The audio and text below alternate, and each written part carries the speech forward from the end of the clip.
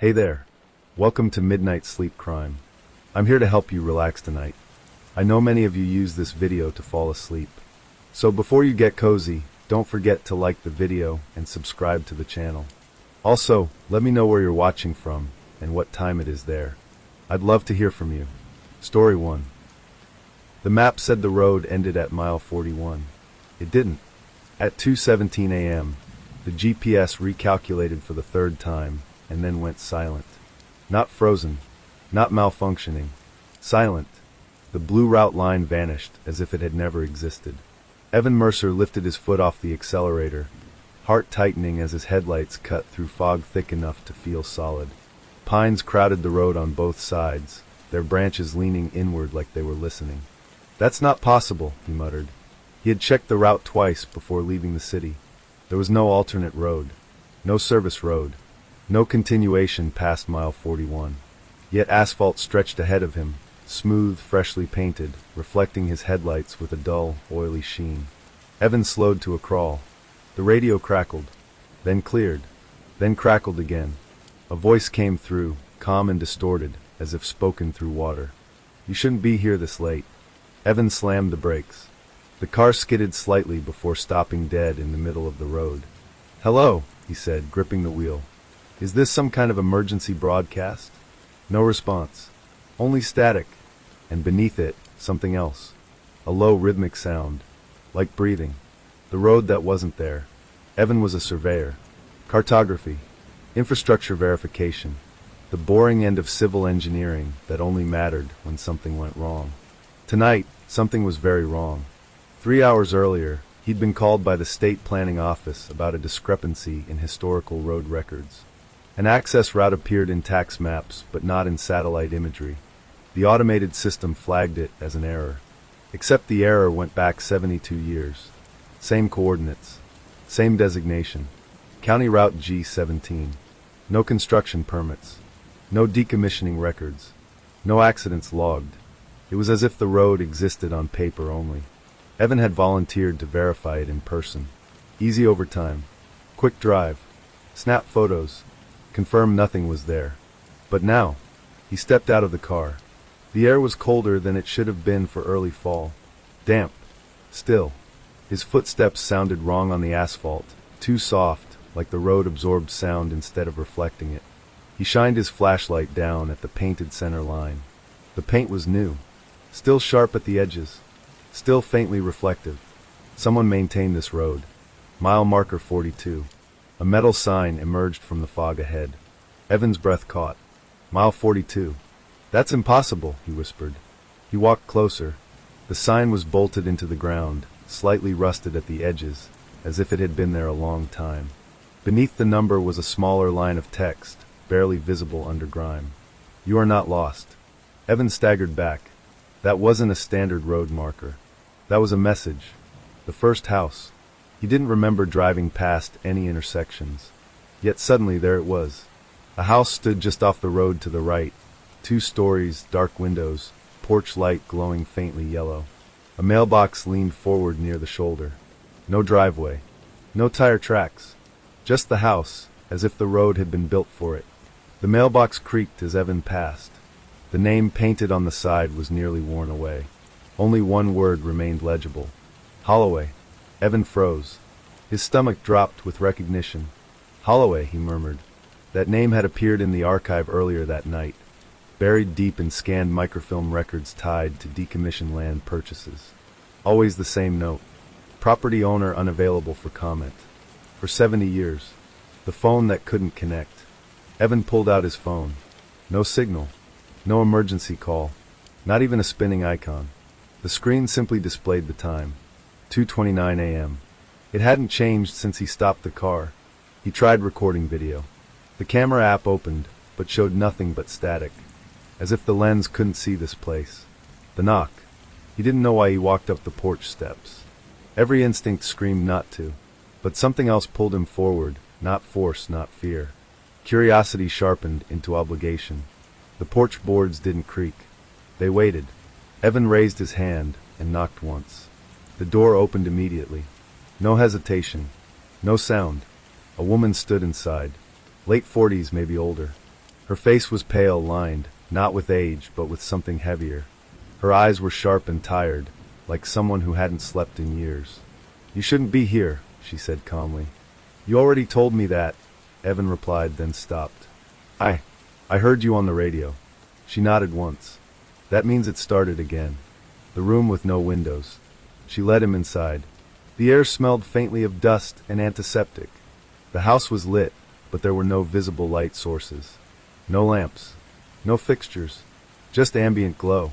Evan glanced toward where windows should have been. Blank walls. Smooth. Unbroken. "Where am I?" he asked. The woman closed the door behind them. "You're on Route G17, she said. "The part that doesn't like being found." The book on the table. She gestured to a dining table at the center of the room. A large ledger sat open on it. Thick pages. Handwritten entries. Names. Dates. Times. The most recent entry was dated today. Time 2:17 a.m.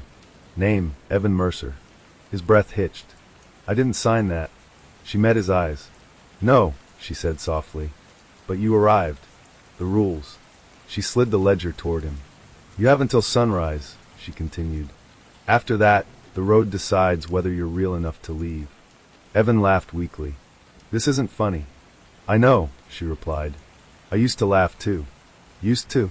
She hesitated, then said, "Before I stayed." The sound under the house. A vibration passed through the floor. Subtle. Slow. Like something turning over in its sleep. Evan felt it through his shoes, up his legs, into his chest. "What was that?" he whispered. The woman didn't answer immediately. When she did, her voice was careful. "That's why the road exists," she said, "and why people disappear on it." The first name he recognized. Evan scanned the ledger again. Names blurred together, dozens, maybe hundreds. Then one stood out. Daniel Mercer. Date, 1998. Time, 1:54 a.m. Evan's blood ran cold. "My father," he said. The woman closed her eyes. "I was wondering when they'd send family again." The woman did not apologize for what Evan had just learned. She had the expression of someone who had delivered the weather, unchangeable, impersonal, already moving past it. "My father disappeared in 1998, Evan said, his voice unsteady. "There was an investigation. Search parties. They said his car was found burned out near a quarry." The woman nodded slowly. "They usually find something," she said. "The road prefers not to look careless." Evan clenched his jaw. "You're saying he was here?" "I'm saying his name is written," she replied. "And the book doesn't lie. The ledger's weight." Evan lifted the ledger with shaking hands. It was heavier than it looked, the pages thick with ink pressed deep into the fibers, as if every name had been written slowly, deliberately. The entries followed a pattern. Name, date, time, status. Most of the statuses were the same. Returned. Did not return. There were no explanations. No causes. No notes. Just outcomes. Evan flipped backward, scanning decades of names. Some entries were neat and formal. Others were frantic, the handwriting jagged, as if the person writing had been rushed or afraid. "How many people live here?" Evan asked. The woman watched him carefully. "Just me," she said. "Now, her name." "Who are you?" Evan asked. She hesitated for the first time. "Margaret Holloway." The name landed heavily in his chest. "Holloway," he repeated. "Like the mailbox." She nodded. "My family has been here since the road learned how to stay." "That doesn't make sense." "No," she agreed. "It doesn't. The ones who stay." Margaret poured water from a glass pitcher into 2 cups. Evan noticed her hands were steady, unnaturally so. "You said my father was here," he said. "Did he stay?" Margaret took a slow breath. "Some people leave," she said. "Some people are allowed to leave. And some people become useful." Evan felt a chill crawl up his spine. "Useful to what?" "The road," she said simply. "The first story." Margaret gestured for Evan to sit. "When Route G17 was first drawn on maps, it was supposed to connect 3 towns," she began. But construction crews kept reporting delays. Equipment failures. Men quitting without explanation. She paused. Then they started disappearing. Evan swallowed. "The state buried it," she continued. "Officially, the road was never completed. but on paper, it was too expensive to erase. So it stayed, a mistake that kept getting funded. And people kept driving into it, Evan said. Margaret nodded. Especially people who were tired, lost, carrying something heavy. The road's taste. What do you mean by heavy? Evan asked. Margaret's gaze sharpened. Grief, she said. Guilt. Regret. The kind of thoughts that don't stop talking when you're alone at night. Evan thought of his father, quiet, withdrawn in his last years, haunted by something he never explained. He was driving late, Evan whispered. He told my mom he needed to clear his head. Margaret's expression softened. That's how the road hears you, she said. Not with ears, with intention. The ones who returned. Evan flipped the ledger forward again. Some names were marked returned, but there was something else beside them, a small symbol, repeated over and over. A triangle bisected by a line. What's that? Evan asked. Margaret leaned in. Those are the ones who came back wrong. The man who couldn't stop driving. Margaret turned a few pages back and tapped one entry. Samuel Pike returned. He was a truck driver, she said. Missed an exit. Ended up here. What happened to him? He left at sunrise, Margaret replied, smiling. Polite. Thanked me for the coffee. And then, he drove for 3 days straight, she said quietly. Didn't sleep. Didn't eat. Just kept going until he drove into a concrete barrier at 70 miles an hour. Evan stared at her. The doctor said exhaustion, she continued. But his wife told me he kept saying the same thing before he died. What? Evan asked. Margaret swallowed. If I stop, it will find me again. The rule of sunrise. You said I have until sunrise, Evan said. What happens then? Margaret looked toward the blank wall where a window should have been. At sunrise, she said, the road decides. Decides what? Whether you belong to the map, she replied, or to the margin.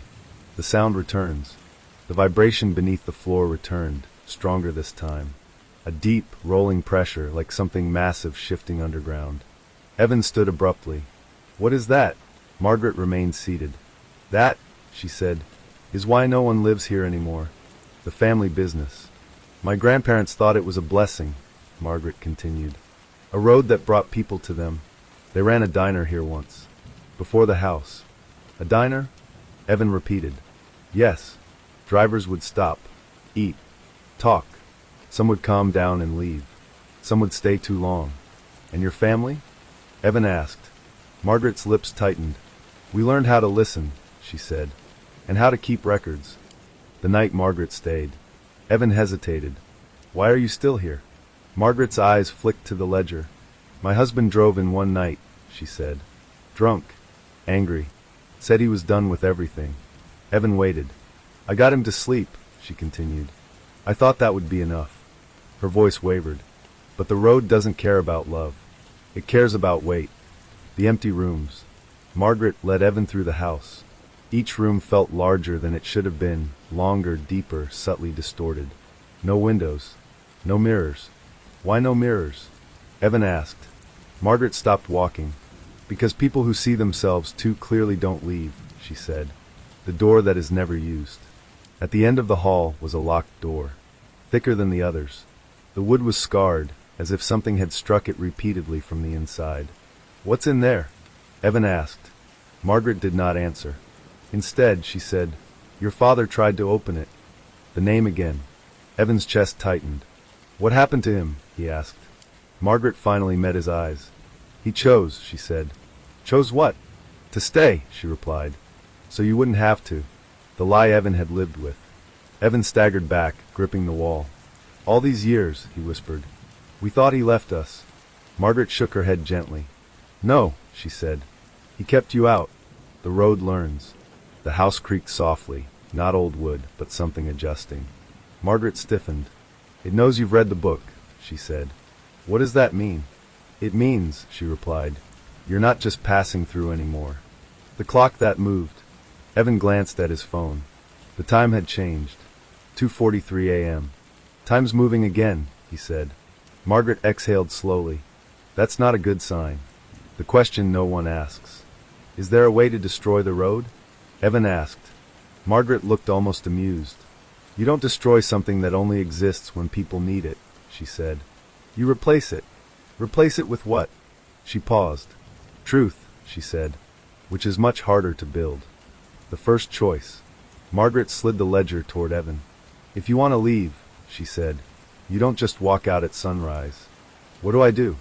You write, she replied. Evan stared at the blank line beneath his name. What am I supposed to write? Margaret's voice dropped. Why you're really here. The pen was heavier than it should have been. Evan felt at the moment he picked it up, an unnatural resistance, as if the air itself thickened around his hand. The ledger lay open before him, its pages faintly warm, the paper textured like skin that had been handled too often. Margaret stood across the table, arms folded, watching him the way a nurse watches a patient about to hear bad news. What happens if I don't write? Evan asked. Margaret didn't answer right away. Instead, she reached over and turned several pages ahead. Evan's breath caught. Page after page of blank lines. Names written at the top. No explanation beneath them. What are those? He asked. Margaret's voice was quiet. The ones who refused. The cost of silence. Evan traced one of the names with his finger. The ink was faded, as if it had been written a long time ago, then slowly erased by the page itself. What happened to them? He asked. Margaret closed the book gently. The road keeps what it doesn't understand, she said. If you don't tell it who you are, it decides for you. That's insane. Yes, she replied calmly. But it's consistent. The first confession. Evan looked down at the empty line beneath his name. Why you're really here. I came because of a map error, he said. That's the truth. Margaret shook her head. That's why you were sent, she said. Not why you came. Evan swallowed. The vibration beneath the floor returned, slow, deliberate, like a heartbeat sinking to his own. I didn't want to go home, he said finally. Margaret didn't interrupt. My wife and I, he exhaled sharply. We've been circling the same fight for years. Kids. Or no kids.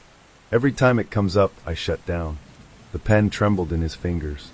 My father disappeared because he couldn't face his family anymore, Evan continued. And I promised myself I wouldn't be like him. Margaret's eyes softened. But you are, she said gently. Evan's jaw tightened. I'm afraid, he whispered.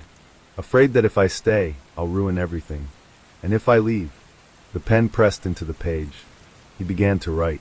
The ink that sinks. The words did not sit on the surface of the paper. They sank. Each sentence darkened as if absorbed, the ink spreading slightly, pulsing faintly before settling. Evan felt lighter with every line, exposed but unburdened. The vibration beneath the house eased. Margaret exhaled slowly, as if she'd been holding her breath for years. It's listening, she said. The room changes. The walls shifted. Not visibly, but Evan felt it, like a pressure change before a storm breaks. A faint sound drifted through the house. Voices. Not words. Emotion. Grief. Regret. Rage. Love. Thousands of confessions layered over one another. Evan staggered back from the table. What is that? He whispered. Margaret closed her eyes. That's what the road does with the truth, she said. It stores it. The purpose of the road. Why? Evan asked. Why collect confessions? Margaret opened her eyes. Because unspoken truth corrodes, she said. It seeps into places it shouldn't. The road learned to trap it, like a drainage system for human pain. That's not helping, Evan said hoarsely. That's hoarding. Margaret nodded. Yes. The men who built it. She led Evan into another room. Unlike the others, this one held objects. Maps. Old surveying equipment. Blueprints yellowed with age. On one wall hung photographs. Men in work clothes. Engineers. Officials. All standing in front of half-finished roadways. They knew, Evan said quietly. They knew something was wrong, Margaret replied. And instead of stopping, they redesigned around it. She pointed to a blueprint. Route G17 curved subtly, unnaturally, like it was avoiding something underground. They didn't build the road, she said. They contained it, the first keeper. Margaret gestured to a faded photograph of a young woman standing beside a ledger identical to the one on the table. That was my great-grandmother, she said. The first one who stayed on purpose. Why would anyone do that? Evan asked. Margaret's voice was barely audible. Because if no one listens, she said, The road goes looking. The night Evan's father arrived. Evan hesitated. What happened the night my father came here? Margaret closed her eyes. He arrived angry, she said. At himself. At the world. At you. Evan flinched. He blamed himself for teaching you to disappear into work, she continued. For never saying what scared him. Tears burned Evan's eyes. He stayed up all night writing, Margaret said. Page after page. And then? Evan asked.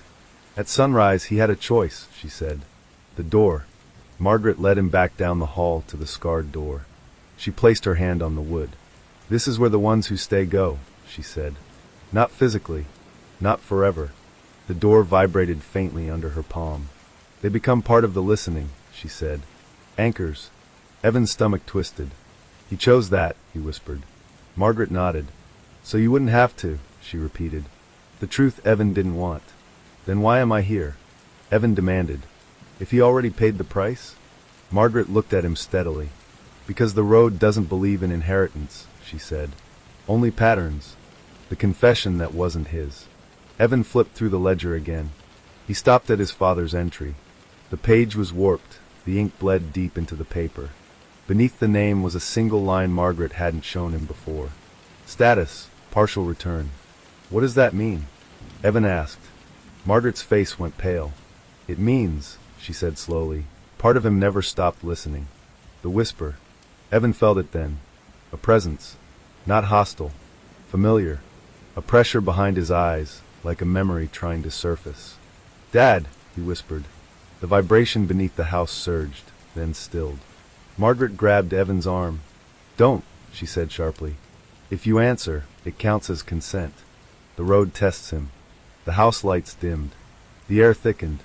The ledger pages fluttered rapidly, stopping on a blank page. A new line etched itself faintly into the paper. Not ink. An indentation. What will you leave behind? Evan's heart pounded. I already wrote, he said. Margaret shook her head. That was admission, she said. This is exchange.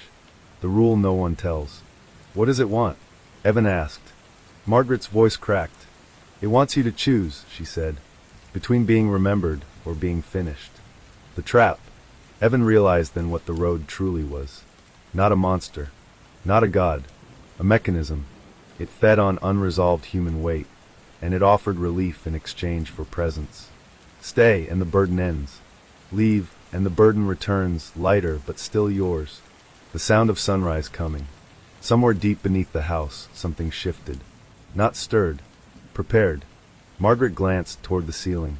Sunrise is closer than it should be, she whispered. It knows you're hesitating. The choice forming. Evan closed the ledger. No, he said. Margaret looked at him sharply. No, she repeated. I won't become an anchor, he said. And I won't pretend the weight is gone if I leave. The house creaked. Angrily this time.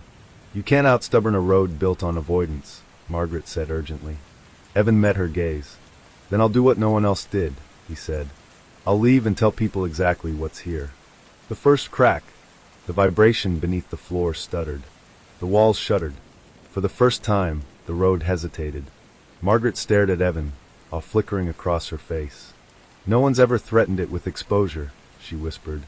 Silence is its shield. Outside, far away, the faintest hint of gray touched the sky. Not dawn, but warning. The road had collected confessions for decades, and for the first time, someone was preparing to take them back. The road did not like being challenged. Evan felt that truth the moment he stepped outside. The fog had thickened into something almost architectural. Walls of pale gray rising on either side of Route G17, swallowing the trees, the sky, the distance.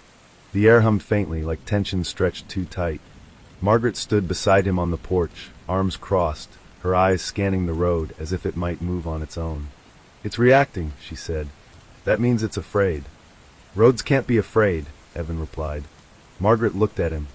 Neither can maps, she said. And yet, the place that should have been there. They walked together, following the asphalt away from the house.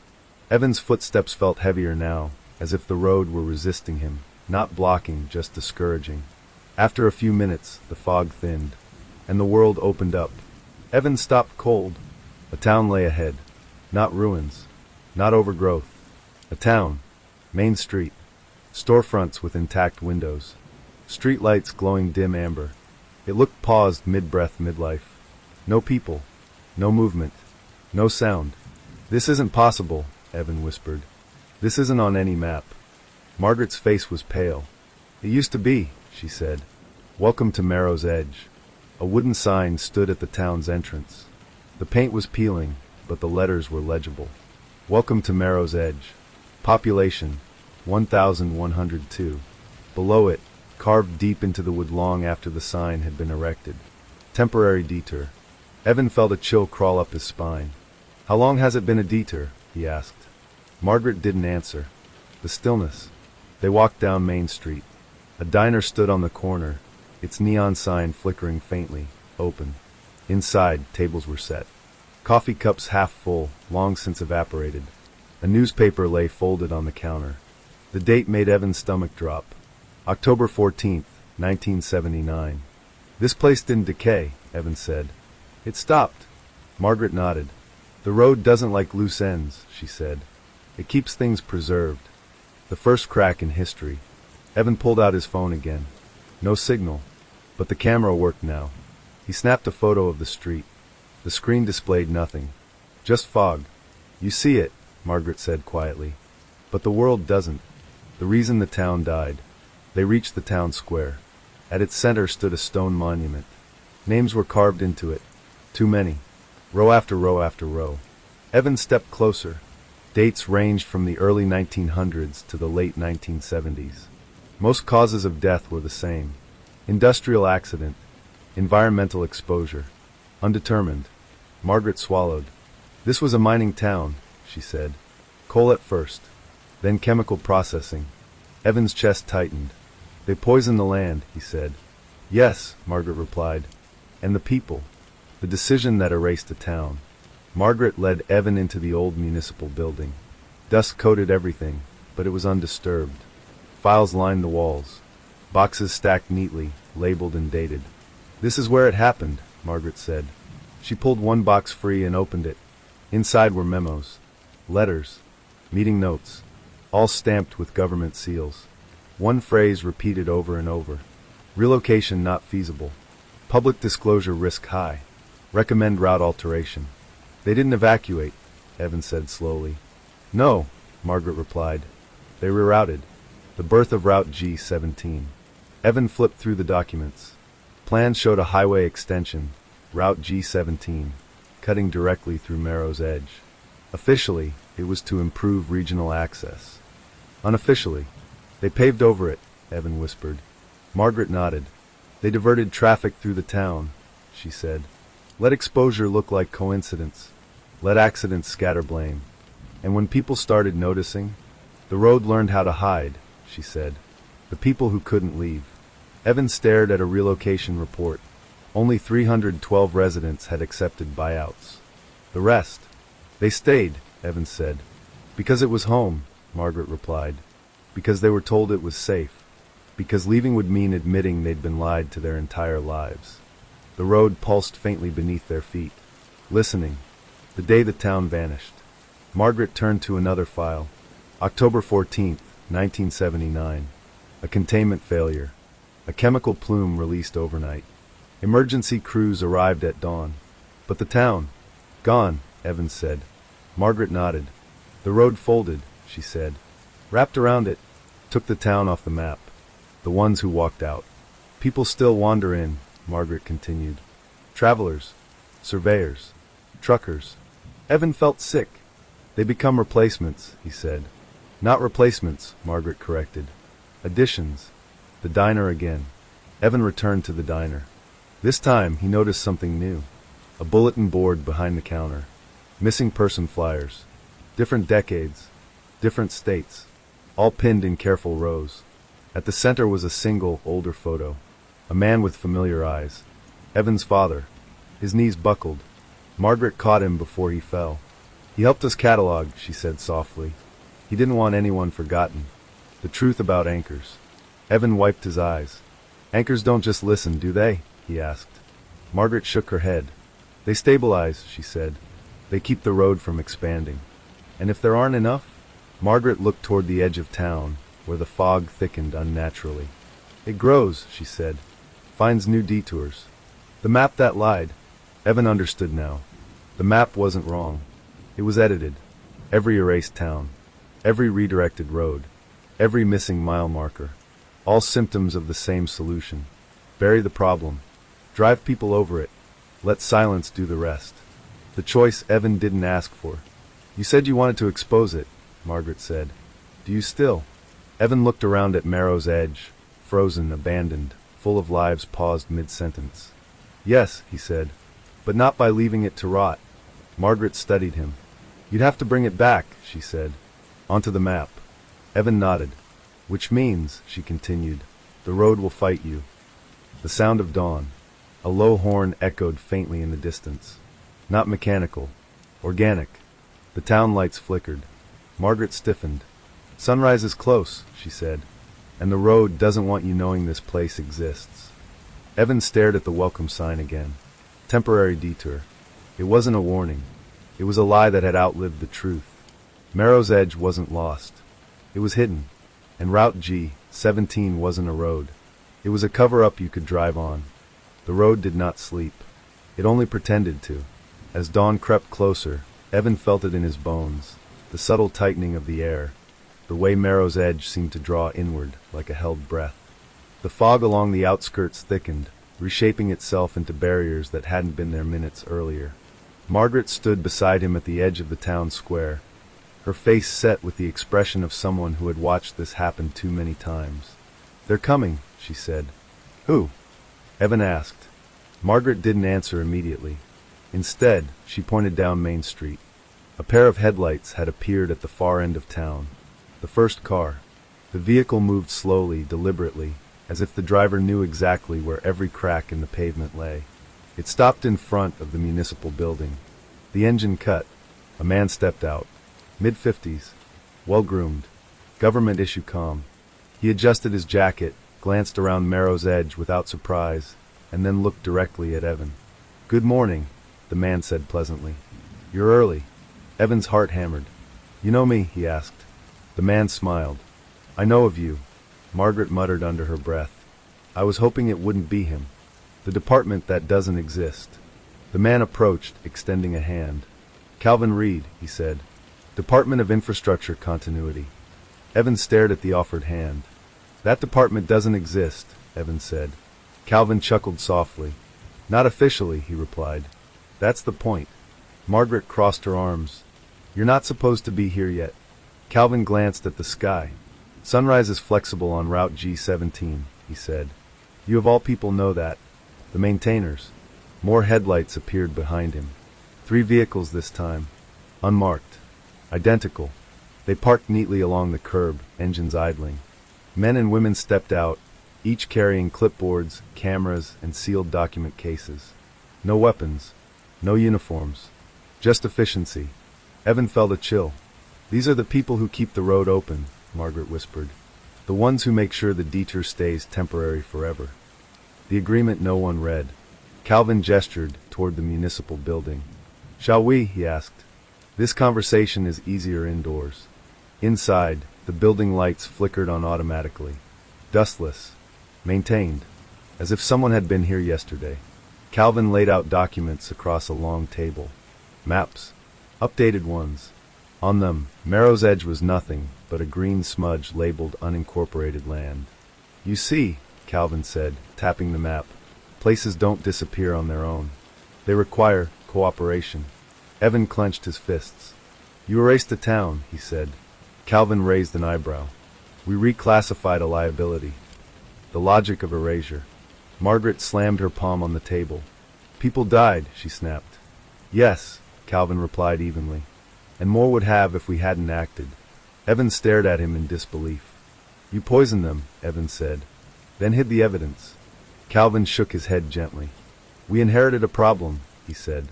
One created by corporations that no longer exist and policies written by people long dead. So you paved over it, Evan said. And kept traffic flowing, Calvin replied. Which is ultimately the government's job. The road as a solution.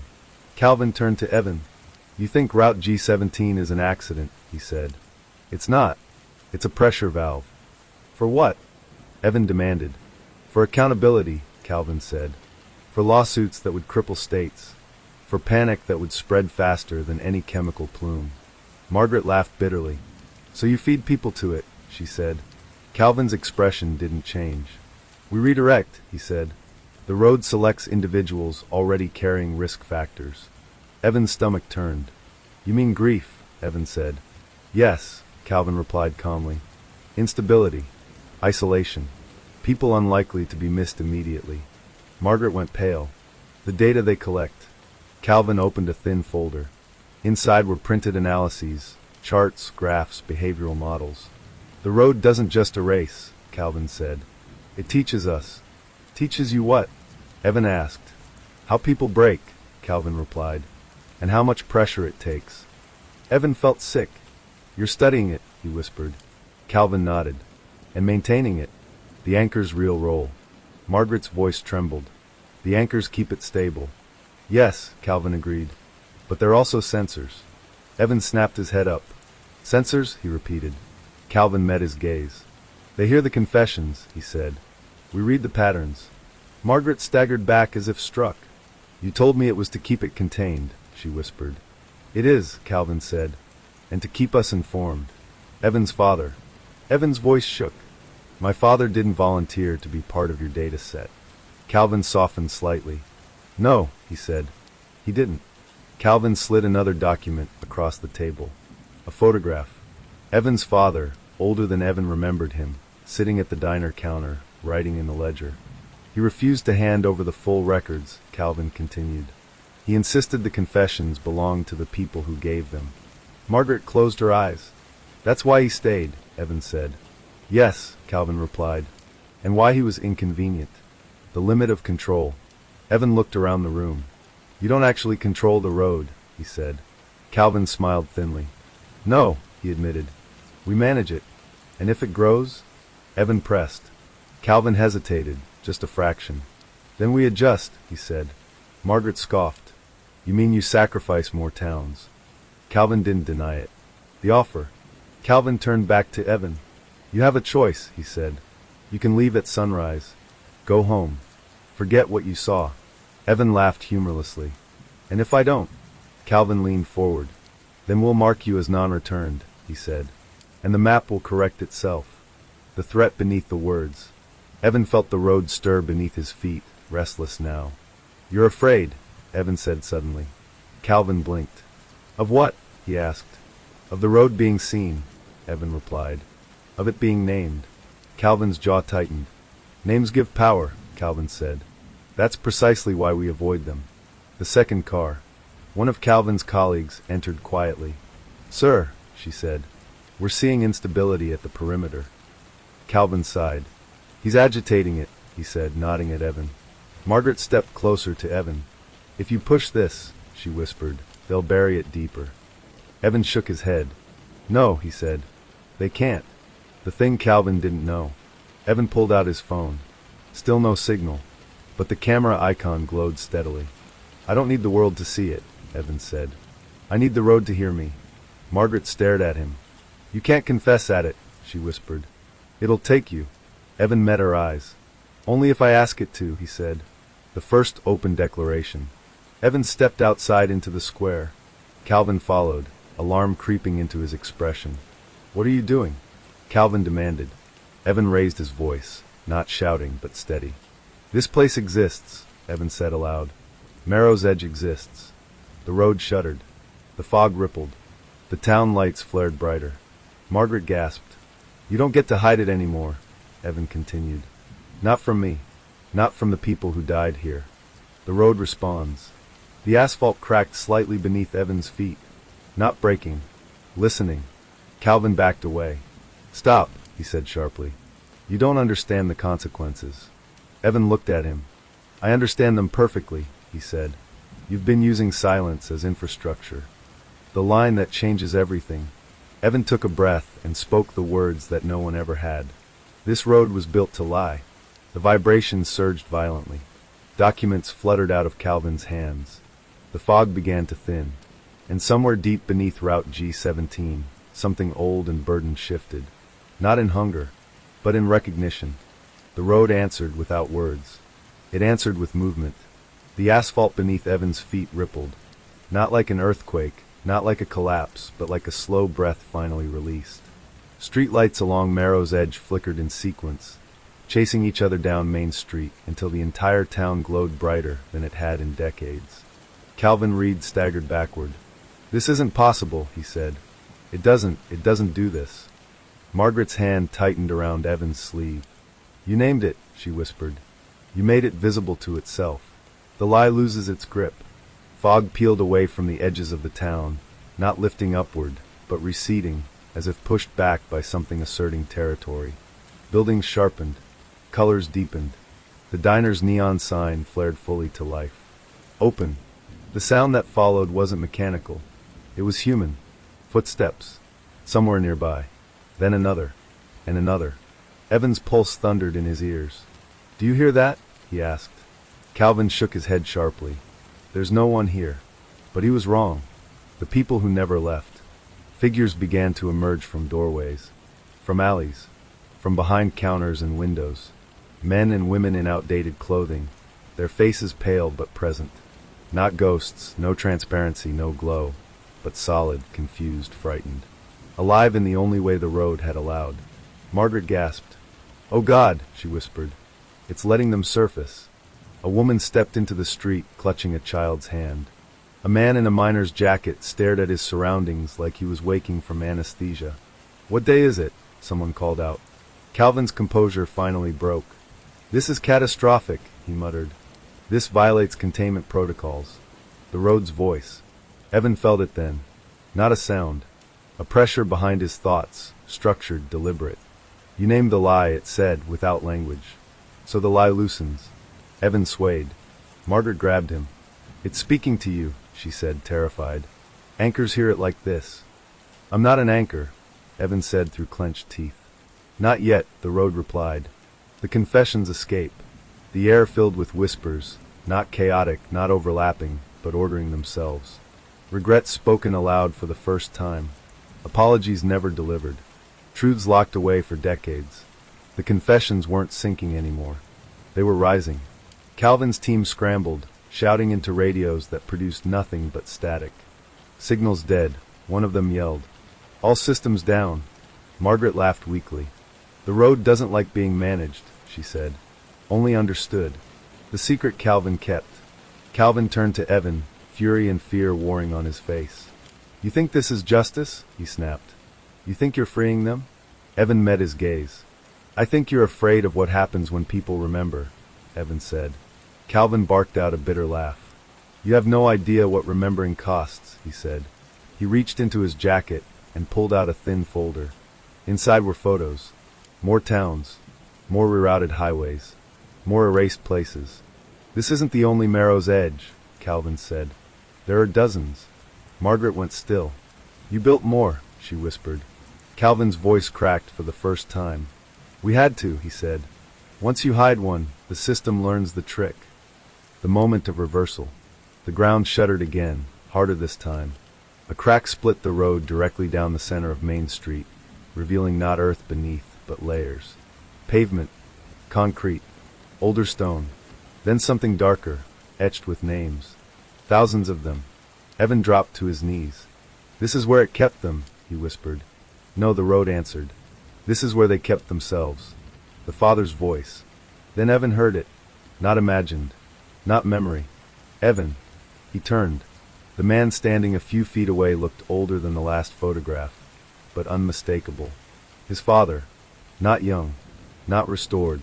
But present. Evan's breath broke. "Dad." His father smiled sadly.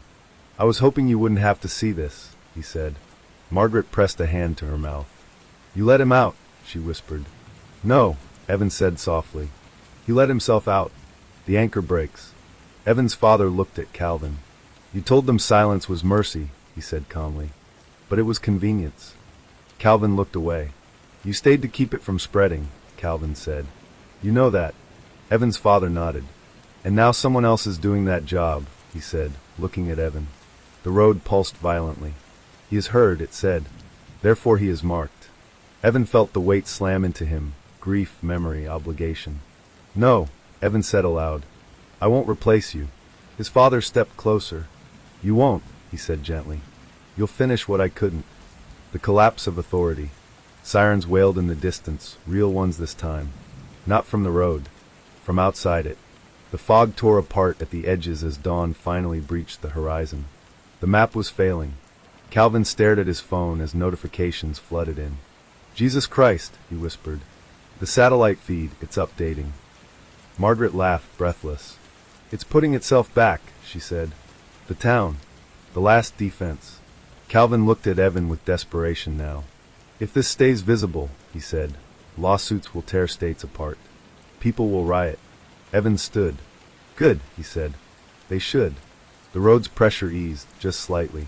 Truth is heavier than silence, it said. But it does not rot. The sunrise decision. As sunlight spilled fully over Marrow's edge, something fundamental changed. The road stopped pulling. The hum beneath the ground softened. The town breathed. Evan's father stepped back, his edges already blurring. I can't stay, he said. Evan shook his head. Don't go. His father smiled. You didn't lose me, he said. You inherited my courage. Then he was gone, not taken, not erased, released. The aftershock. Calvin collapsed into a chair in the square. It's over, he whispered. We've lost containment. Margaret looked at Evan. No, she said quietly. They've lost control. The road's final word of the day. Evan felt the last echo press into his chest. Not ownership, not demand. Recognition. You spoke, the road said. Now others must carry the sound. The asphalt stilled. The town remained. And for the first time since it was built, Route G17 did not feel hungry. Memory does not arrive gently. It arrives like a debt collector, quiet at first, then relentless. The first camera drone crossed into Marrow's edge just after sunrise. It hovered above Main Street for less than 12 seconds before its signal cut out mid-feed. The last transmitted image showing a town that was not supposed to exist. Brick storefronts, parked cars, people standing in the open like survivors of a shipwreck suddenly spotted by land. Within minutes, the world noticed. The ripple effect. By noon, every mapping service began issuing silent corrections. Roads redrew themselves. Satellite imagery refreshed. Blank spaces filled in. A town appeared where there had been none. Newsrooms flagged it as a glitch. Government agencies flagged it as a crisis. And people, ordinary people, flagged it as personal. Phones rang across the country. Sons calling mothers. Sisters calling brothers. Names that had been spoken only in the past tense suddenly answered. The survivors. Marrow's Edge had no celebration. No cheers. No relief. Only exhaustion. People sat on curbs and diner stools, staring into coffee cups as if they might vanish again if they looked away. A man named Harold Weaver stood outside the post office for 3 straight hours, holding a letter addressed to himself, dated 28 years earlier. A woman named Rosa Alvarez cried quietly at the bus stop, repeating the same sentence. They said my file was closed. Evan moved through them like a ghost, offering water, listening when spoken to, silent when not. Every face held the same question. Why us? The weight settles. Margaret found Evan at the edge of town, standing where the fog used to begin. It's spreading, she said. Fast. He nodded. He could feel it. Memory had mass. And now it was moving.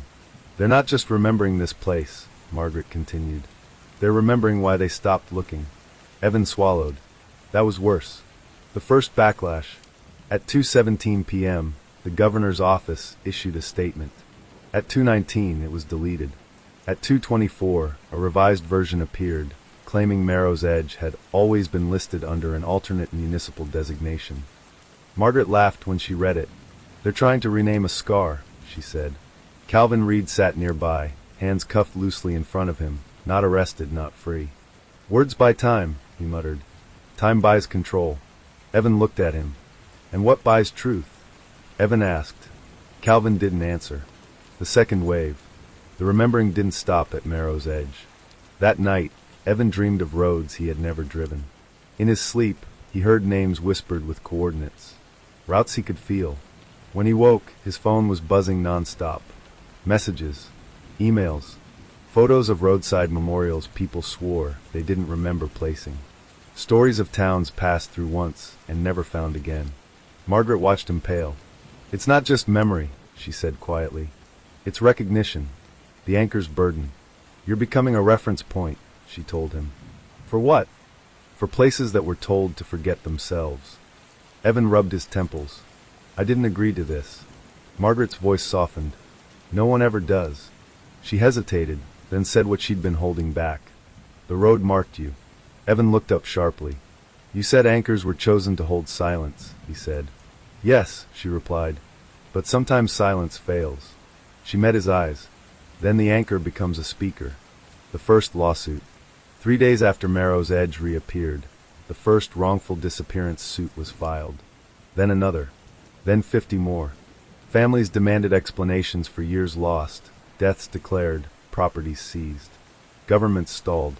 Corporations deflected. Insurance companies panicked. And somewhere deep beneath the highways, something listened. Calvin's confession. That night, Calvin asked to speak to Evan alone. They sat in the empty diner, neon buzzing above them. "I was wrong," Calvin said without preamble. Evan waited. "We told ourselves we were preventing chaos," Calvin continued.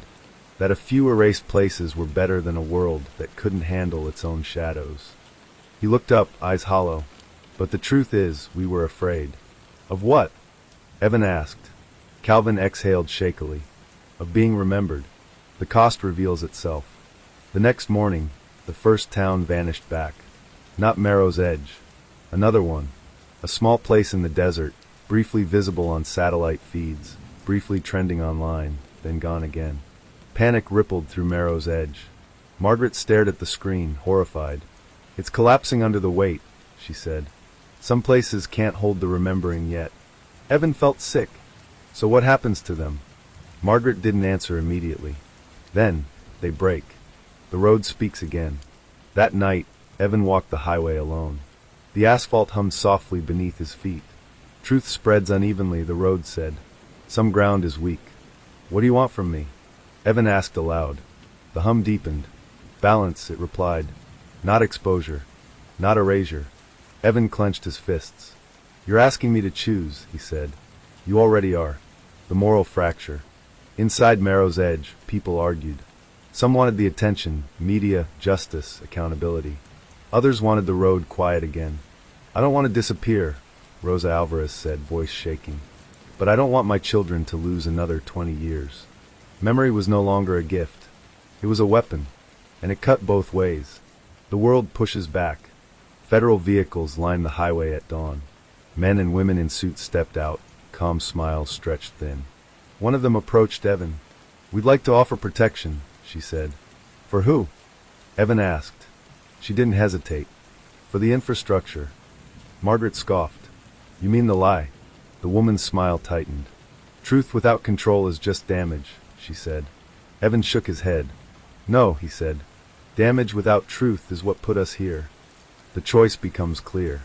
That night, Evan stood where his father had stood decades earlier. At the center of the road. He understood now.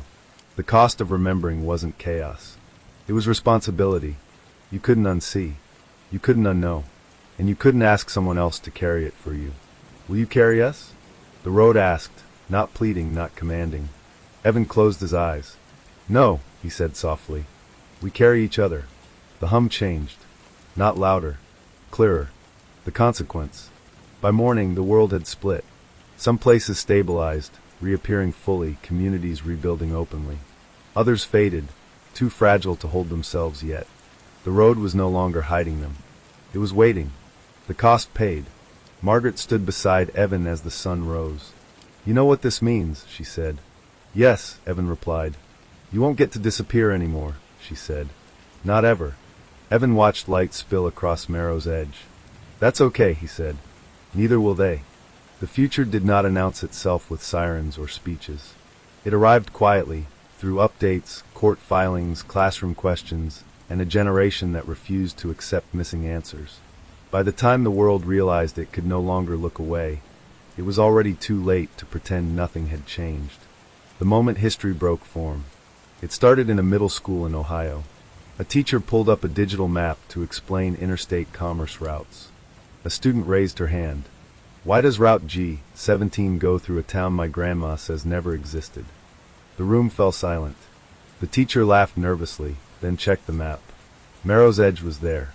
Listed. Labeled. Footnoted. The lesson plan collapsed. The archives opened.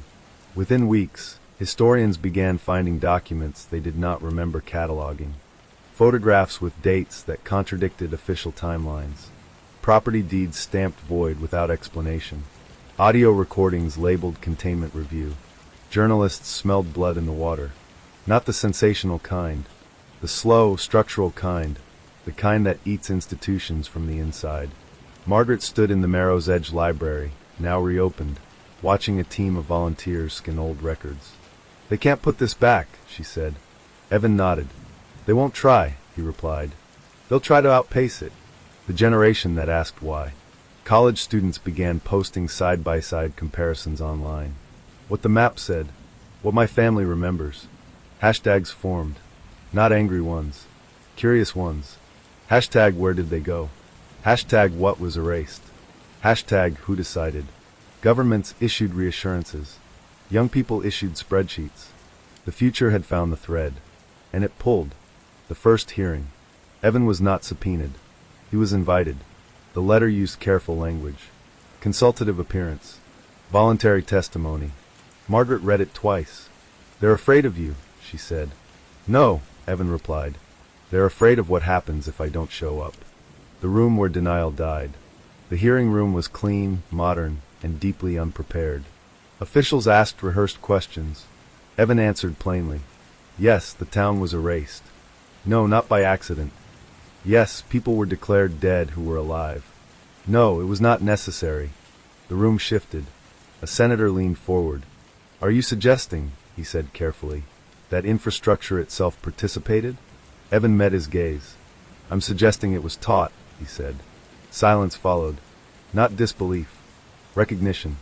The cost of seeing. Outside, protesters gathered, but they weren't uniform. Some demanded justice. Some demanded silence. Some begged for roads to stay quiet where their loved ones had vanished peacefully, without answers. A woman approached Evan as he left. My son disappeared near Flagstaff, she said. If the road knows. Evan closed his eyes briefly. It knows, he said. Her face crumpled. Then why hasn't it answered? Evan swallowed. Because some truths arrive only when we're ready to carry them. She nodded, not satisfied, but understanding. That was the future. Not comfort. Capacity. The road adapts. Back in Marrow's Edge, the hum beneath the asphalt changed again. Less hunger. More structure. Evan walked it nightly, not to listen, but to balance. He wasn't controlling it. He was translating weight. They're watching now, the road said. Watching changes things. Yes, Evan replied. It makes witnesses. The second failure. A city tried to bury its own erasure. Legal injunctions. Data blackouts. Emergency reroutes. The road responded by doing nothing. No collapse. No disappearance. Just refusal. Traffic backed up for miles. Commerce stalled. The mayor resigned within a week. Margaret smiled when she saw the footage. It's learning boundaries, she said. No, Evan replied. It's respecting them. The new language. Words changed. Missing no longer meant gone. Infrastructure no longer meant neutral. Children asked different questions. Who benefits? Who decides? Who disappears first? The future wasn't loud. It was precise. The personal cost. Evan couldn't go anywhere unnoticed now. People recognized him, not as a hero, but as a hinge. He received letters. Some grateful. Some furious. One simply read. My town came back. My husband didn't. Why him? Evan had no answer. He sat with the letter until dawn. Margaret's truth. You can't carry everyone, Margaret told him gently. I know, Evan said. But you keep trying. Yes, he admitted. Because someone once carried me. Margaret looked at him for a long time. That's how cycles break, she said. Not cleanly. Just differently. The future pushes. A global commission formed. Not to contain, but to listen. They called it absurd. Then they called it necessary. Engineers sat with anthropologists. Urban planners sat with grieving families.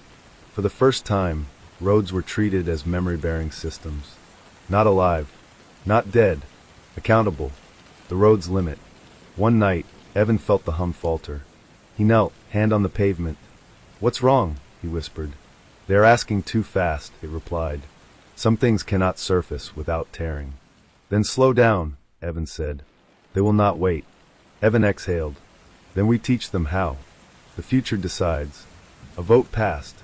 Not unanimously, but enough. A global moratorium on infrastructural erasure. Temporary. Fragile. Historic. People cheered. Others panicked. Evan watched quietly.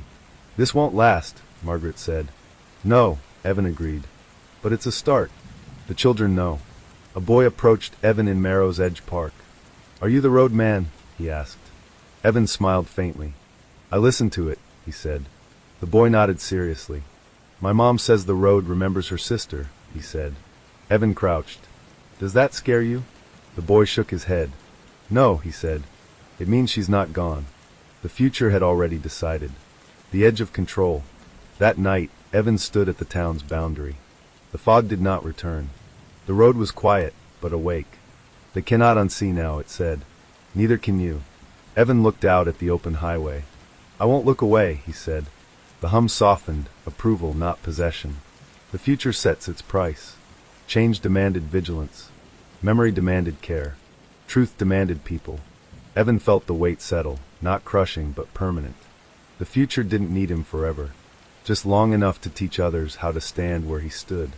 Silence does not retreat evenly. It clings to corners, sinks into foundations, and waits for exhaustion. The last place it hid was not on any map. It was between them, the anomaly that wouldn't stabilize. 3 weeks after the moratorium passed, the alerts began. Not from journalists, not from governments, from the road itself. Evan felt it before anyone called, an uneven pull in his chest, like gravity misfiring. "This one's different," he told Margaret. She looked at him over a stack of reports. "They all are." "No," Evan said. "This one is resisting. The place without coordinates." Data showed a void, no satellite failure, no blackout. Just a region that refused definition. Planes altered course unconsciously. GPS rerouted drivers away without explanation. No name surfaced. No missing persons list attached itself. It was a place that had succeeded too well. "They didn't just erase it," Margaret said quietly. "They erased the memory of erasing it." Evan felt cold. "That's the deepest silence," he said. "The one no one asks about." The road's hesitation. Evan knelt on the asphalt where the pull grew strongest. "What are you afraid of?" he asked. The hum stuttered. "This one was not taken," it replied. "It was given." Margaret stiffened. Given to who? The road waited longer than usual. To the idea that forgetting could be clean. The truth about consent. They traced it through old transportation contracts. Buried clauses. Emergency powers invoked during an unnamed crisis. A town that voted to be removed. No protests. No disappearances. No resistance. A collective decision to vanish. Margaret closed the file slowly. "They chose silence," she said. Evan's voice was barely audible. "Why?" "The reason people vanish. They found the answer in letters never sent. Diaries sealed in plastic. A virus. Not deadly enough to justify panic. Just stigmatizing enough to erase futures. The town became a solution. Not a crime scene. A containment of shame. They disappeared themselves," Margaret whispered, "so the world wouldn't have to decide how to treat them." Evan felt the road tremble. "They asked me to forget them," it said. I agreed. The moral impasse. Global leaders demanded action. "Bring it back," they said. "All of it." Evan refused. "You can't expose someone against their will," he said. "That's not justice. That's theft." Margaret nodded slowly. Memory without consent is just another kind of violence. The road went quiet, listening. The voices that remained. At night, Evan heard them. Not screams. Not pleas. Calm conversations. Laughter. Life continuing out of sight. "They're still there," he said. Margaret swallowed. "And alive." "Yes," Evan said. "And at peace." The pressure builds. The public disagreed. Petitions surged. Nothing should be hidden. Truth above all. Evan stood before cameras again. There is a difference, he said steadily, between uncovering harm and violating refuge. Some listened. Many didn't. The future was still learning limits. The road's oldest secret. The road spoke one final truth. I was not built to erase, it said. I was built to carry weight. Evan understood. Silence wasn't its design. Silence was a misuse taught by fear. This place had used it differently. As shelter. The decision only one could make. Evan stood at the threshold, the pull strongest here. If I name it, he said, it surfaces. Margaret said nothing. If I don't, he continued, it stays protected. The road waited. For the first time, it did not influence.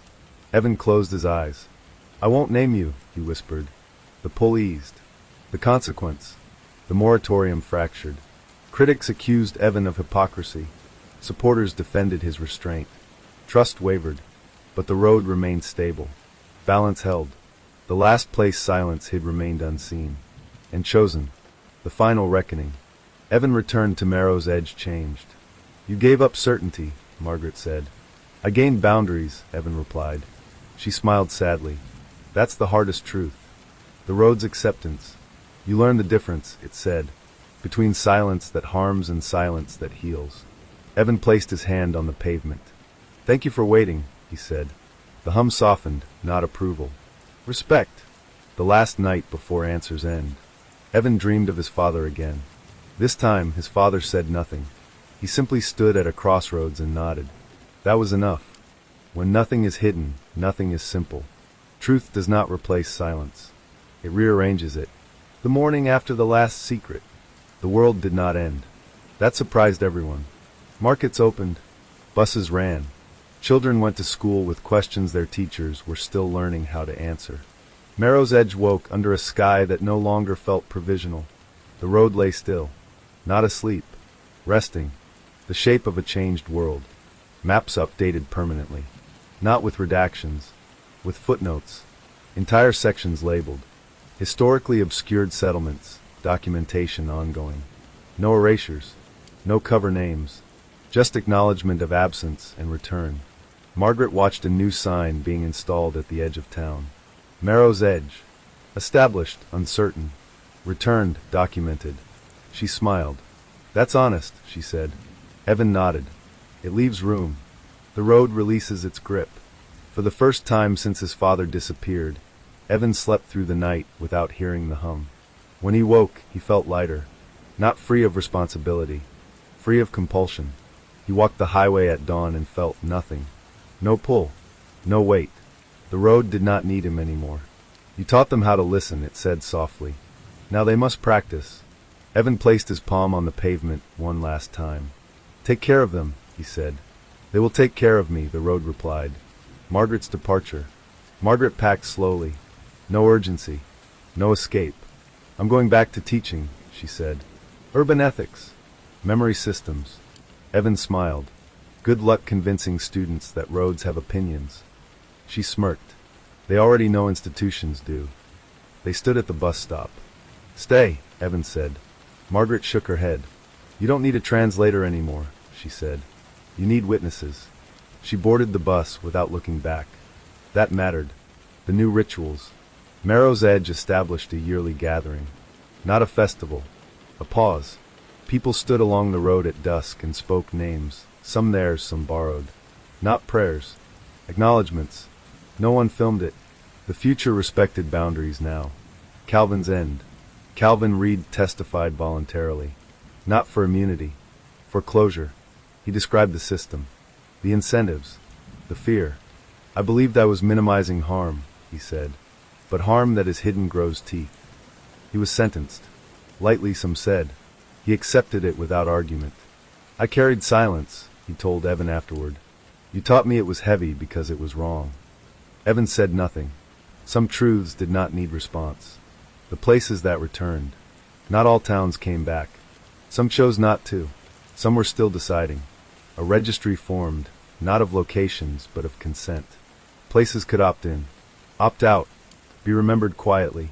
Or loudly. Memory became collaborative. Messy. Human. The letter from the unnamed place. One morning, Evan received a letter with no return address.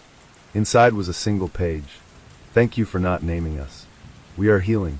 When we are ready, we will speak ourselves. Evan folded it carefully. That was enough. The father's legacy. Evan visited the spot where his father had first anchored.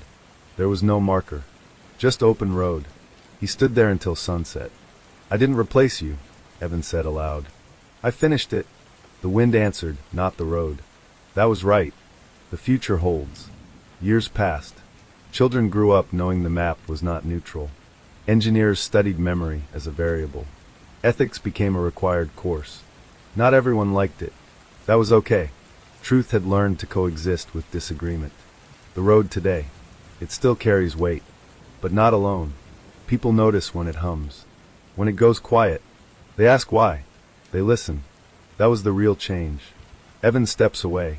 Evan moved to a small house outside Marrow's Edge. He taught part-time. Wrote rarely. When asked about the road, he said, "It remembers because we asked it to. Now we remember for ourselves." That answer aged well. On a clear night, Evan walked the highway one last time. No pull. No voice. Just asphalt cooling under stars. He realized then what remained when nothing was hidden. Not peace. Not certainty. But choice. The choice to see. The choice to speak.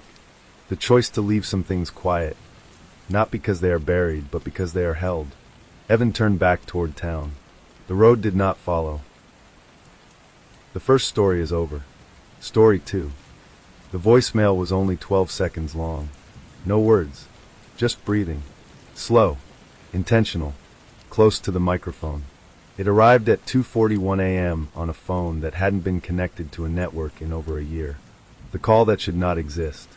Detective Mara Klein stared at the waveform on her laptop, the blue peaks and valleys repeating with almost hypnotic regularity. Inhale. Pause. Exhale. Pause. Inhale. She'd replayed it 23 times already, each listen tightening something just behind her ribs. Phones don't do this, she muttered. The device sat on the desk between her and the evidence technician. A battered flip phone sealed in a clear bag, its screen spiderwebbed with old cracks, its battery long dead. Recovered from a burned-out farmhouse 3 counties west. No power source. No SIM card. No service. And yet, at 2:41 a.m., it had called her. The house on River County Road 12. The property wasn't supposed to be there. At least, not according to the most recent county maps. River County Road 12 ended in a cul-de-sac bordered by soy fields and scrub trees. Always had. The nearest structure was a collapsed barn half a mile away.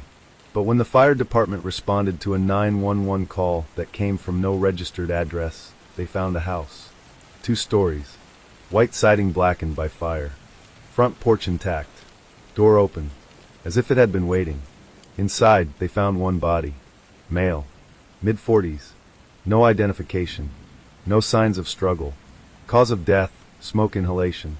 But the coroner had written one note in the margin of the preliminary report that made Mara's jaw tighten every time she read it. Victim likely deceased before fire began. A name that didn't stick.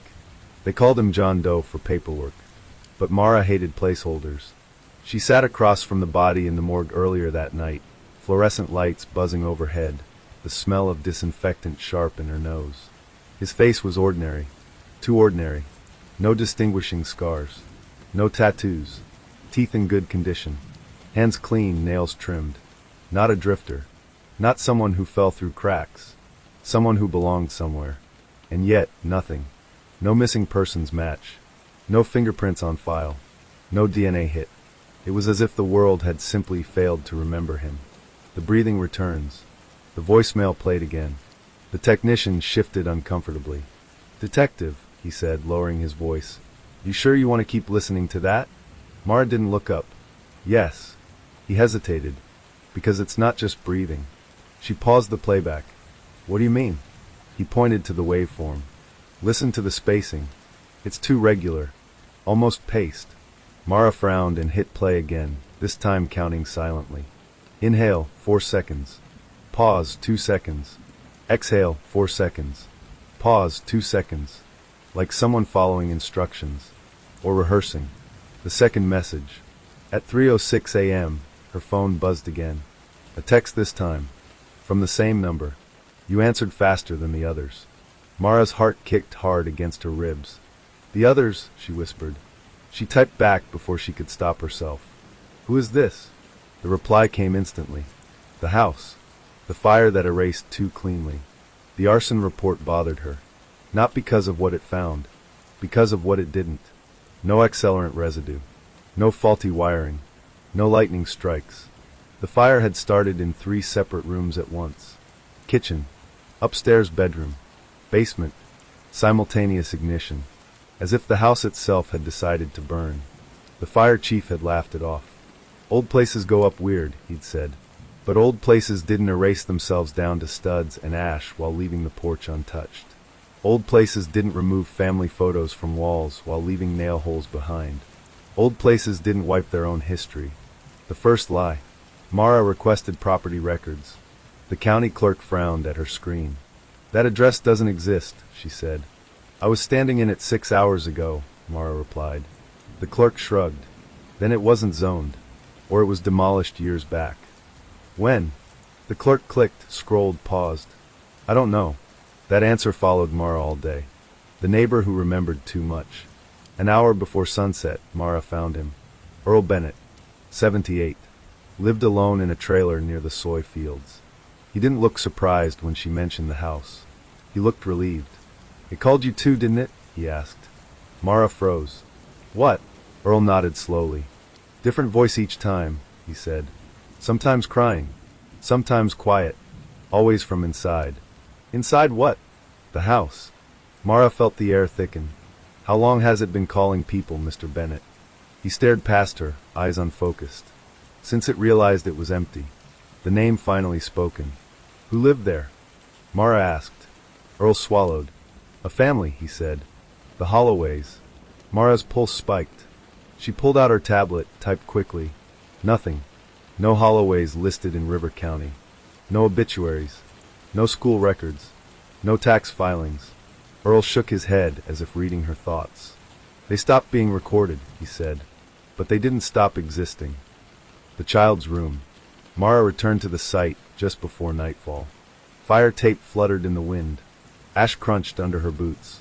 She stepped carefully through the skeletal remains, flashlight cutting through shadow. Upstairs she found it. A child's bedroom.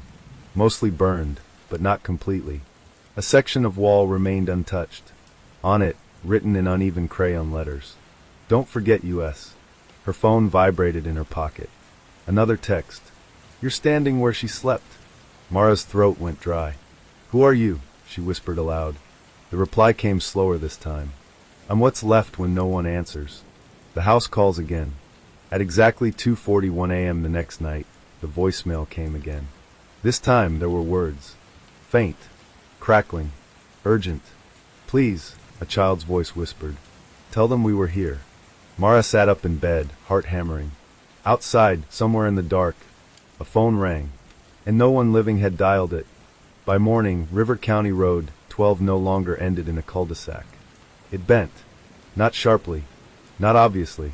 Just enough that if you weren't looking for it, you'd swear it always had.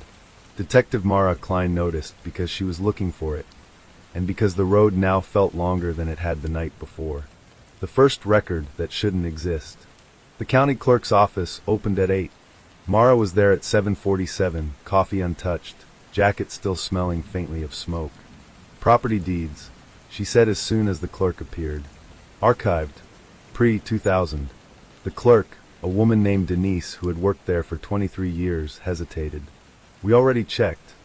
I know, Mara said. Check again. This time, don't search by address. Denise frowned. Then what? Mara slid a scrap of paper across the counter. Holloway. Denise typed. Paused. Typed again. Her expression changed, not confusion, but something closer to discomfort. That's odd, Denise said. What is? There is a Holloway, she said slowly. But the record's incomplete. Mara leaned forward. In what way? Denise turned the screen slightly. A property deed appeared, grainy scan, yellowed edges. Owner, Samuel Holloway. Spouse, Elena Holloway. Children, 1 minor. No address. No parcel number. No tax district. The margins where those fields should have been were blank, as if the information had been removed, not lost. Print it, Mara said. Denise hesitated. Detective, this file was accessed last night. Mara's stomach tightened. By who? Denise checked the access log. No one. The family without footprints. Mara spent the next 6 hours chasing ghosts. School records, none. Medical records, sealed but present, with no associated provider. Utility hookups, missing entirely. It was as if the Holloways had lived parallel to the system. Not off-grid, between grids. The most unsettling detail came from a census cross-check. In the 2010 census, River County showed a discrepancy. 1 household counted. 0 households listed. The margin note read, resolved. Resolved by whom? And how? The neighbors who remembered wrong. Mara returned to River County Road 12 just after noon. More people were there now. Not reporters, locals. They stood at the fire tape, murmuring. She recognized one face from the night before. A woman in her late 30s, arms folded tightly across her chest. Did you know them? Mara asked gently. The woman shook her head. No, she said, then paused. I don't think so. Mara waited. My son used to talk about a girl, the woman continued. Said she waved at him from a porch when he walked to the bus stop. Mara felt a chill. Did you ever see her? The woman swallowed. I remember telling him to stop making up friends. Mara looked toward the remains of the porch. Intact. Waiting. The house speaks again. At 1:13 p.m., Mara's phone vibrated. You found the paper. She didn't reply. They didn't take us all at once, the message continued. They took us piece by piece. Mara typed back despite herself. Who took you? The dots appeared. Disappeared. Appeared again. The people who said it was for our own good. The fire chief's silence. Fire Chief Randall Pierce had been with the department for 32 years. When Mara asked to see him, he didn't look surprised. I figured you'd be back, he said, closing his office door. She placed the Holloway deed on his desk. Do you recognize this name? He didn't look at it. Yes. Mara's jaw tightened. You want to tell me why no missing persons report was ever filed? Randall exhaled slowly. Because no one was allowed to, he said. Mara stiffened. Allowed by who? Randall finally met her eyes. By the county. The meeting that never happened. Randall told her about a meeting in 2014. Closed door. Select officials. No minutes taken. They said the Holloways were a liability, he said. To what? Mara asked. Randall hesitated. To the narrative. Mara felt a flare of anger. Whose narrative? Economic, he said. Environmental. Political. Pick one. He rubbed his hands together. There was contamination nearby. Not lethal, but ugly. Lawsuits ugly. So they erased a family? Mara snapped. No, Randall said quietly. They erased a location. The family just happened to be standing on it. The child who called first. Mara returned to the site at dusk. The sky bled orange and purple across the fields. She stood where the child's bedroom had been. Her phone rang. This time she answered. Mara, she said. There was a pause. Then, you said my name wrong. Her breath caught. I'm sorry, Mara whispered. What's your name? Lila, the voice said. Younger now. Clearer. You keep saying Holloway. That was my dad's name. Mara swallowed. And your name? I just told you. The rule of remembering. Lila, Mara said softly. Why are you calling me? Because you listen, Lila replied. And because the house can't hold us much longer. Mara's pulse spiked. What happens if it doesn't? We fade, Lila said. Not die. Worse. Mara closed her eyes. Tell me what you need. There was a long pause. Say us out loud, Lila said. Where people can hear. The first name spoken. That night, Mara filed a supplemental report. She broke protocol. She wrote names. Samuel Holloway. Elena Holloway. Lila Holloway. She described the house. The fire. The erased records. She submitted it publicly. Not sealed. Not redacted. When she hit send, her phone buzzed once. Thank you. The hum in the air around the site softened, as if something had exhaled. The consequence. By morning, The report had been flagged, then copied, then removed, then reposted by someone else. Screenshots spread, journalists called, county officials denied, but the name Lila Holloway began appearing in places it hadn't before. Comments, threads, questions. Memory had found traction. The house makes its demand. At 2:41 a.m., the phone rang again. Lila's voice was calm now. "You started it," she said. "Now you have to finish." Mara sat up in bed. "How?" "Bring them here," Lila said. "Who?" "The ones who signed the papers." Mara stared into the dark. "Why?" "So the house can tell them what they forgot." The signatures came first. Before the fire. Before the silence. Before the house learned how to call. The document that wouldn't stay filed. Mara found it buried 3 layers deep in the county's internal archive, misdated, mislabeled, and misfiled under environmental variance requests. A single PDF. 9 pages. No letterhead. No official title. Just a bold line at the top. Special Land Use Resolution, RCR 12. River County Road 12. Her pulse ticked faster as she scrolled. The language was deliberately bland. Temporary relocation. Public safety considerations. Voluntary compliance. But beneath the euphemisms lay the truth. Occupants of the designated structure agree to immediate vacatur of premises pending remediation. Failure to comply may result in forcible displacement. Mara's jaw clenched. "They didn't relocate them," she whispered. "They erased them." The names behind the pen. At the bottom of the document were 6 signatures. County Commissioner, Zoning Director, Environmental Consultant, Public Safety Liaison, Legal Counsel, and one unfamiliar title. Community Risk Coordinator. Mara leaned back in her chair. "That's not a real position," she muttered. She searched the name attached to it. Nothing. No LinkedIn. No licensing board. No payroll record. The signature looked wrong. Too neat. Too practiced. As if it had been written many times before. The first call from the house. Her phone buzzed. "You found them." Mara didn't reply. "They promised it wouldn't hurt," the house continued. "They promised it would be quiet." Mara typed back. "Why did you sign?" The response came slowly. "My parents did. I didn't know it was goodbye." Mara closed her eyes. "Lila," she whispered aloud. "Did they force you out?"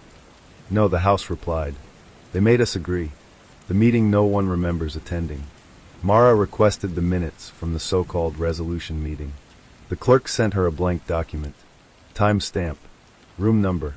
Attendees listed. No content. As if someone had pressed save before typing a word. She drove to the county building anyway. The conference room still existed. 3rd floor. Windowless. Smelled faintly of old carpet and lemon cleaner.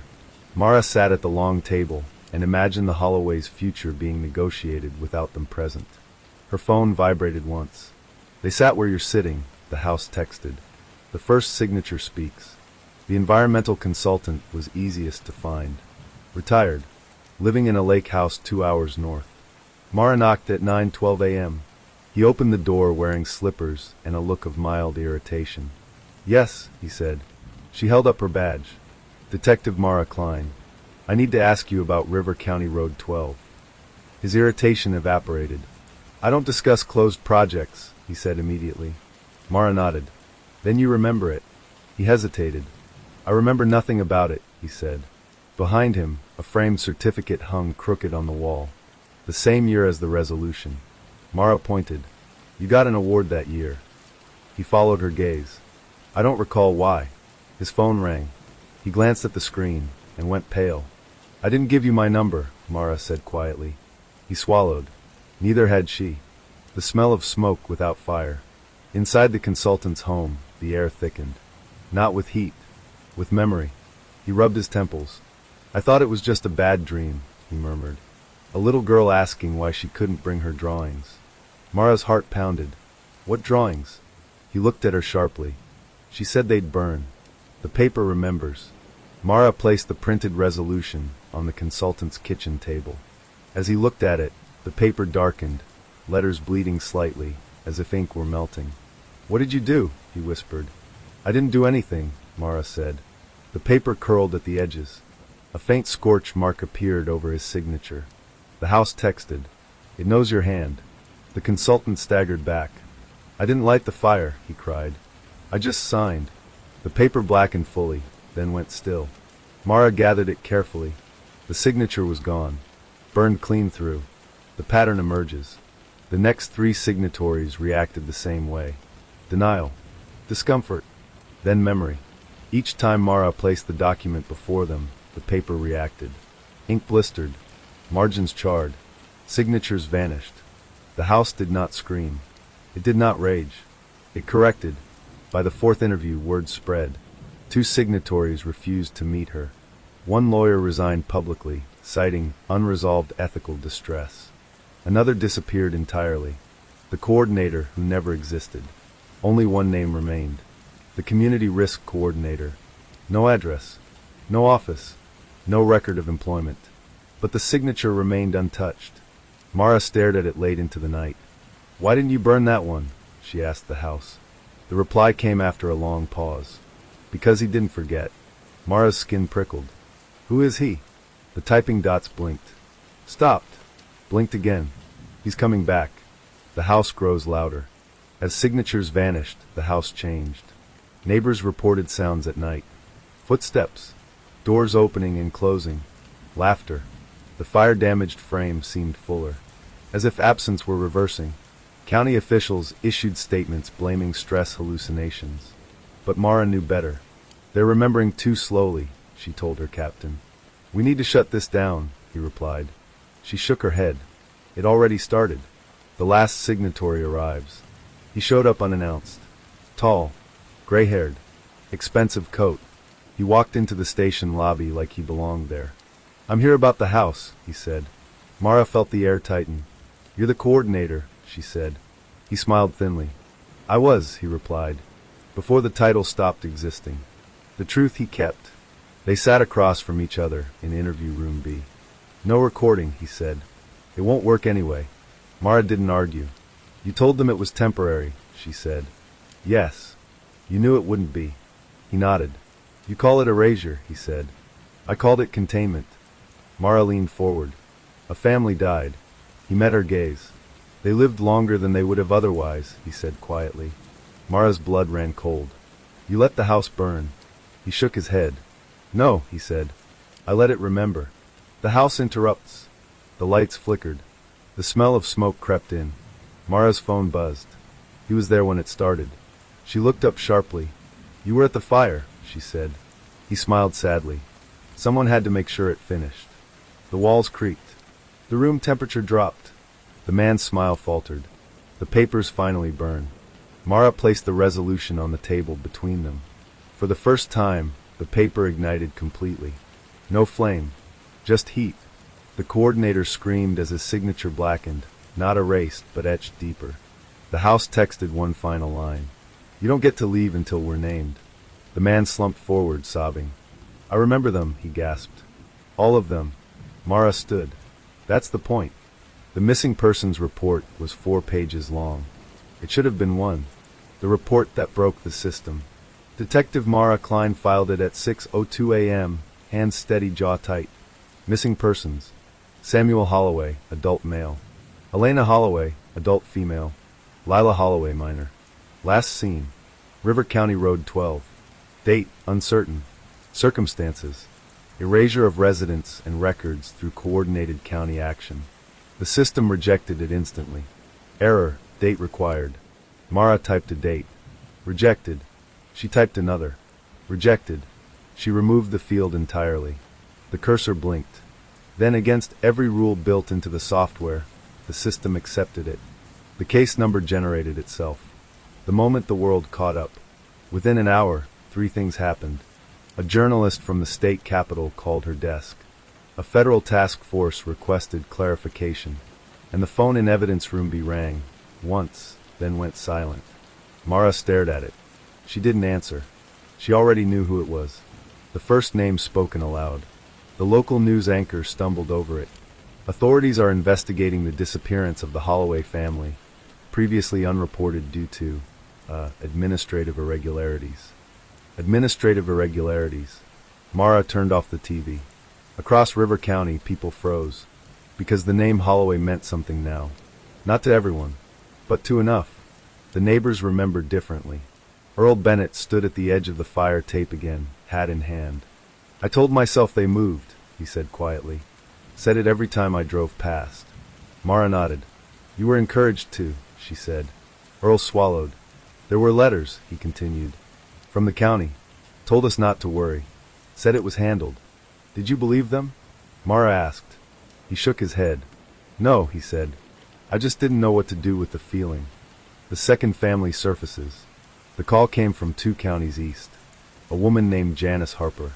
Her voice shook. You're the detective who found the Holloways? She asked. Yes, Mara replied. My brother lived near an industrial rezoning site, Janice said. One day his house was gone. They told us he moved overseas. Mara's chest tightened. And did he? No, Janice said. He hated flying. Mara closed her eyes. What was his name? Thomas Harper. Mara typed it in. The system paused, then generated a second case number. The pattern is no longer deniable. By noon, 5 more calls came in. Different towns, different years, same structure, environmental concerns, economic development, public safety, always the same outcome. A place erased, a family reassigned to silence, and no missing report, because the system had been trained not to notice. The house reacts. The remains on River County Road 12 shifted again. Not visibly, but audibly. Neighbors reported voices at dusk, overlapping, calm, conversational. Mara stood at the perimeter, phone in hand. They're coming back, she whispered. The reply came gently. They never left. The federal visit.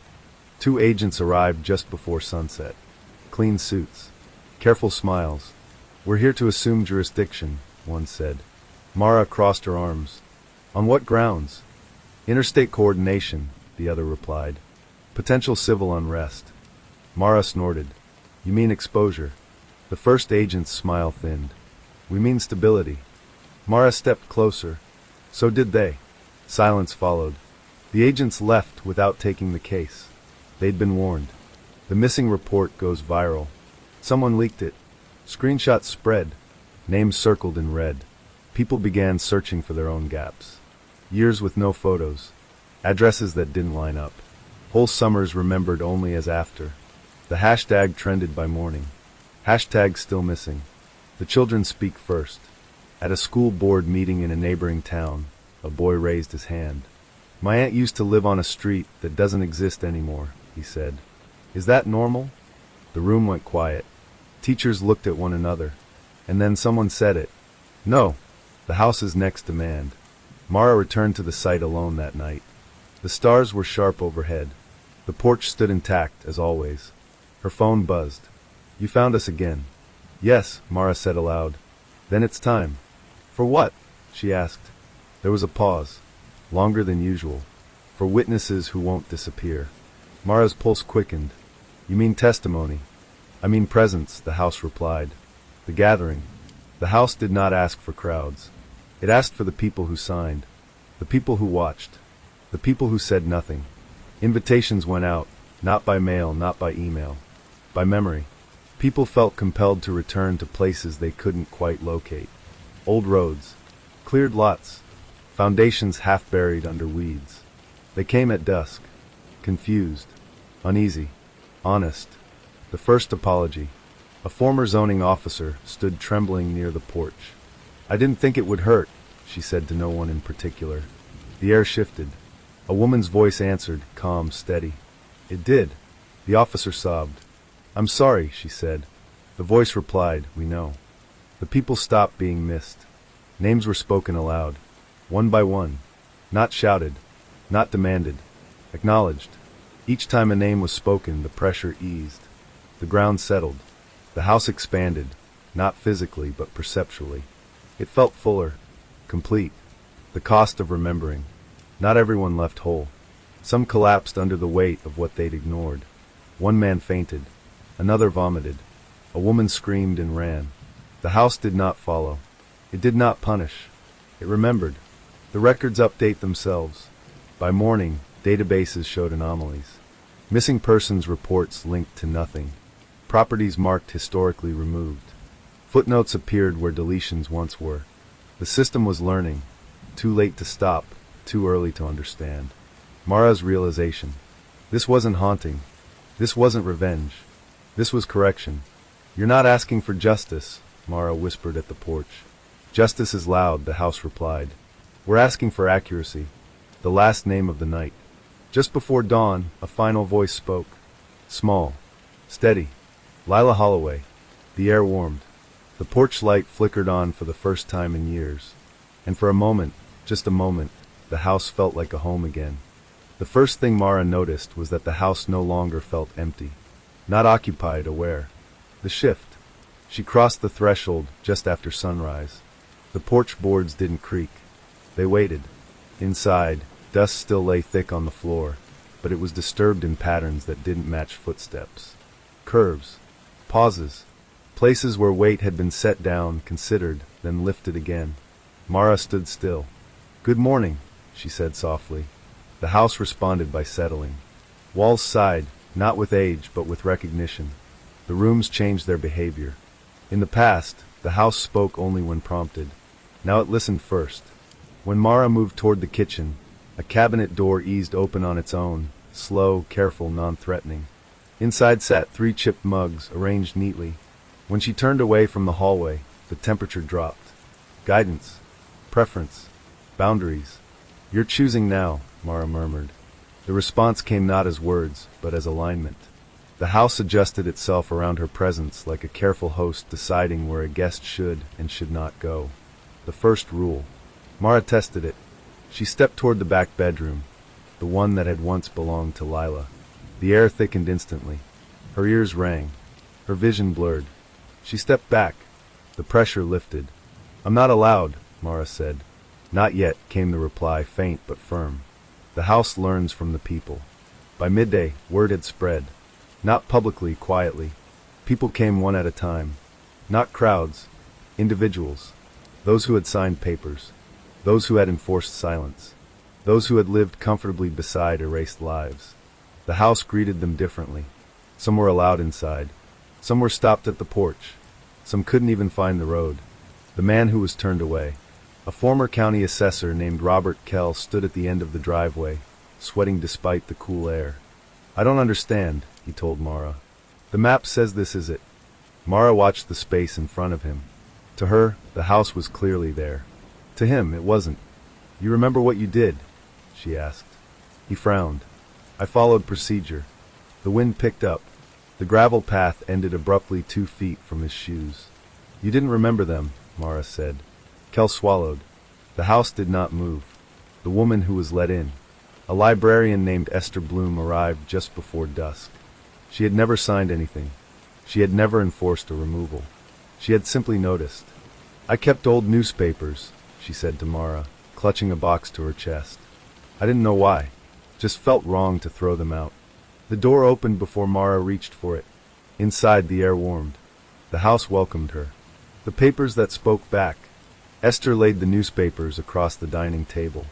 Headlines from years that no longer matched public records. Zoning notices that contradicted themselves. Articles that ended mid-sentence, as if something had been physically pulled out of the text. The house leaned in. Pages fluttered. Ink darkened. Footnotes appeared where none had existed before. Mara watched, stunned. It's rewriting them, she whispered. No, the house replied. I'm restoring what was removed. The records begin to argue. Across the county, clerks reported strange glitches. Files refusing to close. Edits undoing themselves. Deleted names reappearing in margins. The system no longer erased quietly. It resisted, and where it couldn't resist, it confessed. The second rule. The house did not punish lies. It filtered them. A city planner tried to explain his actions away. The living room lights dimmed. His words echoed back to him, hollow, warped. He fled in tears. Later, a woman admitted she'd known but stayed silent to protect her job. The kitchen light brightened. The house listened. The difference was not innocence. It was honesty. The child's room. That night, Mara dreamed of the hallway. In the dream, the back bedroom door stood open. Inside, Lila's room was unchanged. Posters on the wall. books on the floor, a bed that had never been slept in again. Mara stepped forward. This time, the air did not resist. When she woke, her chest ached. She knew what the house was preparing her for. The house's archive. By the third day, it was clear. The house was no longer just a place. It was a sorting mechanism. Memory went in. Truth came out. People emerged altered, not always better, but accurate. It's choosing witnesses, Mara told her captain over the phone. That's not a thing, he replied. It is now. The first testimony. The house asked for it without asking. A former environmental consultant named Paul Reyes sat at the dining table, shaking. I signed off on false contamination reports, he said. We said it was unsafe, so they'd leave faster. The walls held steady.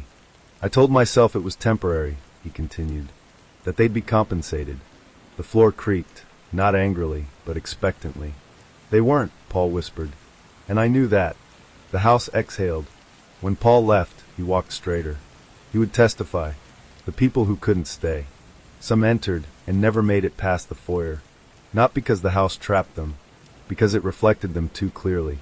A former developer saw his own reflection stretch endlessly down the hallway, multiplying empty. He ran. The house did not follow. It did not need to. The third rule. Mara learned it the hard way. She tried to record audio inside the house. The device failed instantly. Static. Corruption. Deleted files. You don't want evidence? She asked. I want witnesses, the house replied. Evidence can be buried. The night the house spoke unprompted. It was close to midnight when Mara felt it. Urgency. Not fear, attention. She returned to the porch. What is it? She asked. The lights flickered on inside, room by room. They're coming, the house said. Who? The ones who want to make me quiet again. The attempt. 2 black SUVs rolled onto the road just before dawn. No markings. No warrants. Men with equipment, not demolition, but containment. Noise dampeners. Signal blockers. Mara stepped into the road. You can't be here, she said. One man smiled thinly. We can. Behind her, the house reacted. Not violently. Precisely. Every device failed at once. Engines stalled. Radios screamed with overlapping voices, names, dates, addresses. The men dropped their headsets, clutching their ears. Turn it off, one shouted. The house did not. It named. The aftermath. They left without taking anything. Without speaking. Without looking back. By noon, an internal memo circulated through state offices. Do not engage River County site without direct federal authorization. No one volunteered. Mara's fear. This is getting bigger, she said that night, sitting on the porch steps. It always was, the house replied. You're not just holding memory anymore. No, you're directing it. A pause. I'm protecting it. The question Mara didn't want to ask. What happens when you've heard enough? She said. The house was quiet for a long time. Then I open everything. Mara swallowed. And the people who aren't ready? There will have to be. The room that finally opened. Just before dawn, the back bedroom door creaked. On its own. Mara stood. Her pulse thundered. You said not yet, she whispered. Now, the house replied. She stepped forward. The room was smaller than she expected. Softer. On the wall, written faintly, were names. Not scratched. Learned. Every child who had passed through erased places like this one. Lila's name sat at the center. Waiting. The house did not announce its decision. It simply unlocked itself. The morning everything opened. At 8:17 a.m., the front door swung wide. No wind. No human hand. Just permission, extended outward. Mara Klein stood on the porch, coffee gone cold in her fist, watching people stop their cars on River County Road 12. They stepped out slowly, as if afraid the road itself might change its mind. Some felt the pull and followed it. Others turned around, unsettled, unable to explain why their hands shook. By 8:30, the first live stream appeared. By 8:41, it had 10,000 viewers. By 9 o'clock, silence was no longer an option. The house does not hide. There were no ghosts. No bloodstains. No cinematic horror. That was what unsettled people the most. The house was clean. Bright. Normal. Except for the feeling, like standing in a room where a conversation had just ended and you were late to it. People stepped inside and stopped talking. The walls didn't speak. They held. The first public witness. A city council member from 3 towns overcrossed the threshold and froze. "Oh," he whispered. "Cameras captured it." "What?" someone asked from behind him. He shook his head slowly. "I remember this," he said. "I wasn't here, but I remember approving something like this." The dining room light brightened. Names appeared faintly on the walls, like breath on glass. His face drained of color. "I voted yes," he said. "I didn't read the full report." The livestream comments exploded. "The House sets the rules." Mara stood near the doorway, voice firm. "No shouting. No arguing. No filming people without consent." Someone laughed nervously. "What? The House told you that?" The front door eased halfway shut. The laugh died instantly. Mara didn't smile. "Those are the rules," she said. The door reopened. The system scrambles. At 9:22 a.m., state servers began issuing automated corrections. At 9:24, those corrections were overridden. At 9:25, an emergency legal injunction was drafted, then failed to route. At 9:27, a national news network ran the headline. "House that remembers draws crowds, officials silent." They would not be silent much longer. The first family returns. Just before noon, a woman named Carla Jimenez stepped inside. Her hands shook. "My grandmother lived in a place like this," she said. "I thought I made her up." The hallway responded. A photo frame appeared on the wall, empty but warm. Carla sobbed. "She used to sing while she cooked," she whispered. No one else remembered her. The house did. The past leaks into the present. People didn't see visions. They felt alignments. A room felt wrong. A corner felt safe. A staircase felt heavy. Each sensation carried context. Why a decision had been made. Who had benefited. Who had disappeared. And who had signed their name without looking back. The men who came to control it. At 12:43 p.m., the black SUVs returned. This time with badges. This time with paperwork. This time with orders. A senior federal official named Douglas Reeve stepped onto the porch, expression tight. "This site is being designated a matter of national security," he said. "You will vacate immediately." Mara didn't move. "On what grounds?" she asked. Reeve held up a document. "Information hazard," he replied. "Unverified psychological effects." Behind him, the house reacted, not aggressively but clearly. The paper in his hand yellowed. Ink blurred. Paragraphs rewrote themselves. The heading changed. Reeve stared. "What the hell?" The house spoke. Not aloud, but through every device recording. "You verified us when you erased us." The live stream went silent, then resumed, with captions appearing automatically. "We were here." The moment the crowd turned, someone shouted, "Read it." Another voice joined. "Let them talk." Reeve backed up. "This is dangerous," he insisted. "You don't understand what you're unleashing." Mara stepped forward. "We understand exactly what's been contained," she said, "and who benefited from it." The crowd murmured, not angry, not violent. "Resolved. The house opens all rooms." At 1:06 p.m., every door inside the house opened at once. People gasped. Rooms that had been closed for decades revealed nothing supernatural. Just traces. Indentations in carpet. Faded paint where pictures had hung. A child's height marked on a doorframe, 3 lines unfinished. Each room held absence with context, and people finally understood what had been taken. The day silence failed. The phrase appeared on screens everywhere. Not typed, not spoken, felt. Social feeds filled with similar stories.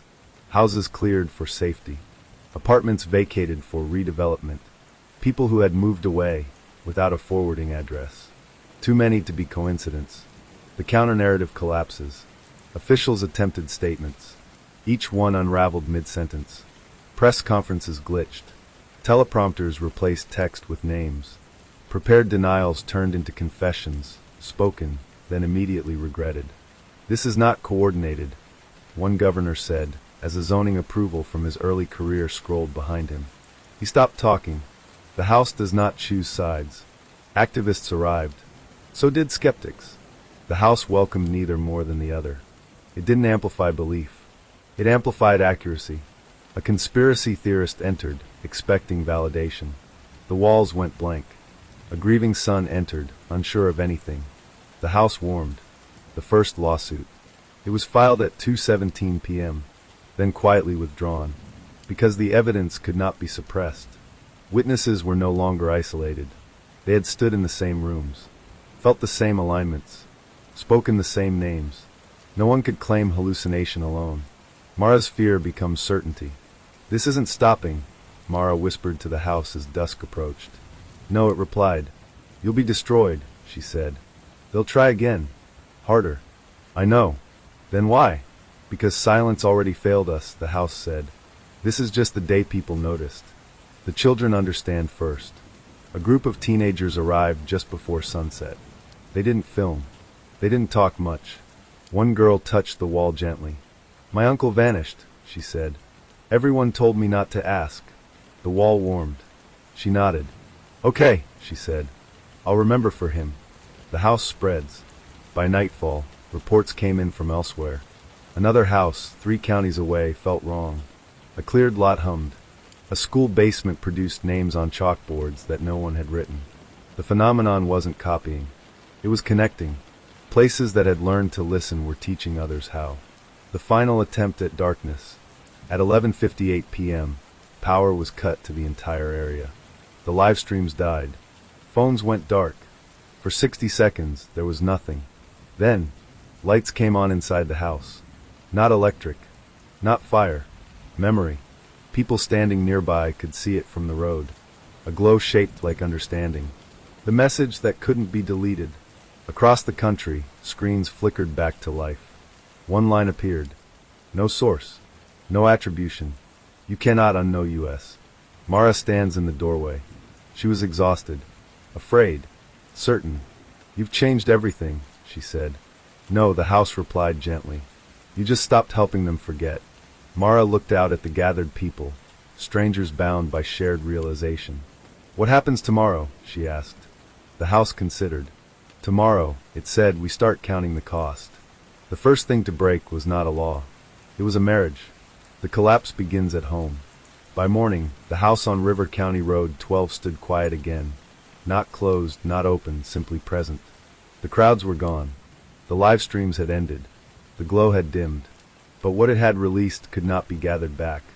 In kitchens across the county, arguments erupted over coffee gone untouched. "I didn't know," people said. "You signed," others replied. "It was my job." So was remembering. Doors slammed. Silence settled. Then it fractured again. The first resignation. At 8:43 a.m., the mayor of East River City stepped down. No speech. No press conference. Just a one-line statement. "I can no longer claim ignorance." Within the hour, 3 more followed. County planners, development chairs, environmental consultants whose names had once been buried in appendices no one read. They did not confess publicly. They simply left, and everyone knew why. The people who benefited fight back. By midday, the counter-effort began. Not denial, reframing. Op-eds appeared. "This is mass hysteria. A psychological contagion. A dangerous myth-making event." Think tanks released white papers within hours. Language was sharpened. Terms like memory distortion and collective suggestion flooded the airwaves. But something was wrong. The arguments didn't land. They slid off people, because too many had felt the same rooms respond the same way. The first lawsuit that stuck. A real estate consortium filed suit against River County. Loss of property value.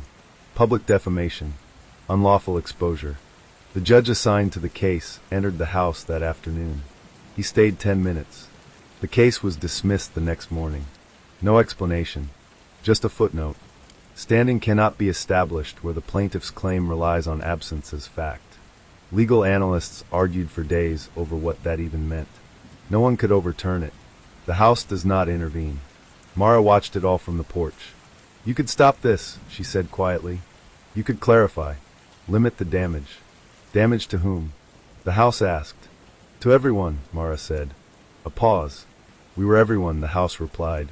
"The people who cannot afford to remember." Not all consequences fell on the powerful. A zoning clerk named Denise lost her job. She hadn't made decisions. She'd processed forms. She came to the house shaking. I was 19, she said. They told me to stamp and file. The house listened. It did not warm. It did not reject her. It stayed neutral. Mara understood then. Remembering did not mean absolution. It meant alignment with truth. What people did with that alignment was their burden. The economic aftershock. Projects halted. Developers froze funding. Entire redevelopment plans were suspended pending memory audits. No one had a definition for that. Markets dipped, then stabilized, because uncertainty was better than exposed lies. The families who finally fought. A woman named Carla Jimenez returned with her mother. The older woman hadn't spoken since childhood. Inside the house, she touched the wall. I told them, she said suddenly. I told them not to take her. Carla sobbed. The house warmed, not in comfort, but in recognition. Outside, other families gathered. They didn't chant. They didn't demand. They remembered together. And that, somehow, was more dangerous. The media loses control. Journalists tried to shape the narrative. They failed. Every attempt to sensationalize fell flat. No monsters. No villains. Just systems. Just incentives. Just people who had learned to look away. One anchor broke down on air. My father signed something, she said. I didn't know until yesterday. The broadcast cut. It was too late. The cost becomes personal. Mara received a call from her brother. You never told me, he said. Told you what? That our uncle's house was one of them. Mara closed her eyes. I didn't know, she said. I did, he replied. I just didn't want to say it out loud. The line went dead. Remembering did not heal evenly. The people who try to erase it again. Late that night, a bill was introduced at the federal level. Emergency powers. Containment authority. Designation of memory disruptive sites. The language was careful, clinical, familiar. Mara read it on her phone and laughed softly. They're doing it again, she told the house. Yes, it replied, and they will fail again. Why? Because they need silence to work, the house said. And silence costs more now. The second wave. New locations began surfacing. Not houses, rooms. An office where permits had been approved too quickly. A conference room where decisions had been made without minutes. A basement archive where files had gone missing. People reported sensations. Pressure. Warmth. Names on walls that faded once spoken aloud. The phenomenon was no longer singular. It was systemic. Just like the harm had been. The people who couldn't survive it. Not everyone made it through. A former developer took his own life. A planner disappeared. A consultant fled the country. Mara read the reports with a heavy chest. This isn't justice, she said. No, the house agreed. It's consequence. The question of guilt. Protesters gathered, not against the house, but against one another. Who knew? How much is enough? Who gets forgiven? The house remained silent on that. It did not arbitrate morality. It only corrected the record. The night Mara breaks. She sat on the porch steps after midnight, head in her hands. I didn't think it would be like this, she whispered. I thought truth fixed things. The house listened. Truth reveals, it said gently. Fixing is something people decide to attempt afterward. Mara looked up. And if they don't? The answer came slowly. Then this becomes the cost of remembering. The children adapt faster. A group of kids chalked names on the sidewalk near the road. Not in protest. In practice. They erased and rewrote them, learning how to keep memory active. One boy looked up at Mara. If we stop saying them, they go quiet, he said. Yes, Mara replied. So we won't stop. The house changes again. Near dawn, Mara felt it. A subtle shift. Not expansion. Preparation. You're getting ready, she said. Yes. For what? For the ones who never got to come home. Mara's breath caught. You mean? The places beneath the places, the house said. The foundations that were poured over. The warning. A message appeared briefly on screens nationwide. No glow this time. No spectacle. Just words. Remembering has a cost. Forgetting costs more. Then it vanished. Mara's choice. Federal agents called again. This time not threatening. Asking. If we work with it, one said, can we limit the damage? Mara looked at the house. What do you want? She asked. The answer came without hesitation. I want the last silence broken. Mara nodded. Then we don't limit it, she said into the phone. We prepare people. The night before everything opens. The house was quiet. Too quiet. Mara knew what was coming. The records weren't done correcting themselves. The rooms weren't done listening. And the country wasn't ready for what lay beneath the final layer of forgetting. She sat at the doorway until dawn, waiting. The ground was not supposed to remember. Concrete erased history. Asphalt sealed it. Time softened everything else. That was the theory. It failed on a Tuesday. The first foundation cracks. At 6:14 a.m., a construction crew in North Calder stopped work when their drill hit something hollow beneath a parking garage slated for expansion. Not pipes, not utilities. Space. Air moved upward from below, warm and stale, carrying a smell no one could place, but everyone recognized. Someone whispered, "This shouldn't be here." They were right. The place beneath the place. What they uncovered was not a body. It was a room. Wallpaper still clung to one wall, yellowed and peeling. A light switch protruded uselessly from concrete where a hallway had once continued. A living room entombed. The foreman backed away slowly. "No one logged this," he said. The building plans showed nothing. But the floor knew. The connection ignites. Within minutes, people nearby felt it. A pressure behind the eyes. A subtle disorientation, like remembering a dream mid-step. Phones buzzed. Not with alerts. With messages from friends asking the same question. "Do you feel that?" By 6:45, the first image reached social media. Not dramatic. Not shocking. Just a photo of a room that should not exist. The caption read, "Foundation remembers. The house responds." Mara felt it instantly from River County Road 12. The house shifted, not inward but outward. Alignment. "Yes," Mara whispered. "That's one of them." "They're ready now," the house replied. The second site, a school renovation in the south, uncovered a staircase sealed behind a cinder block wall. At the bottom, a door. On the door, children's height markings. The principal sat on the floor and wept. "I approved the remodel," she said later. "I never asked what was removed."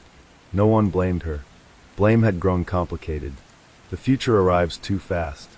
By noon, 15 sites had surfaced. Not because people were digging, because places began revealing themselves. Floors bowed. Walls cracked cleanly, deliberately.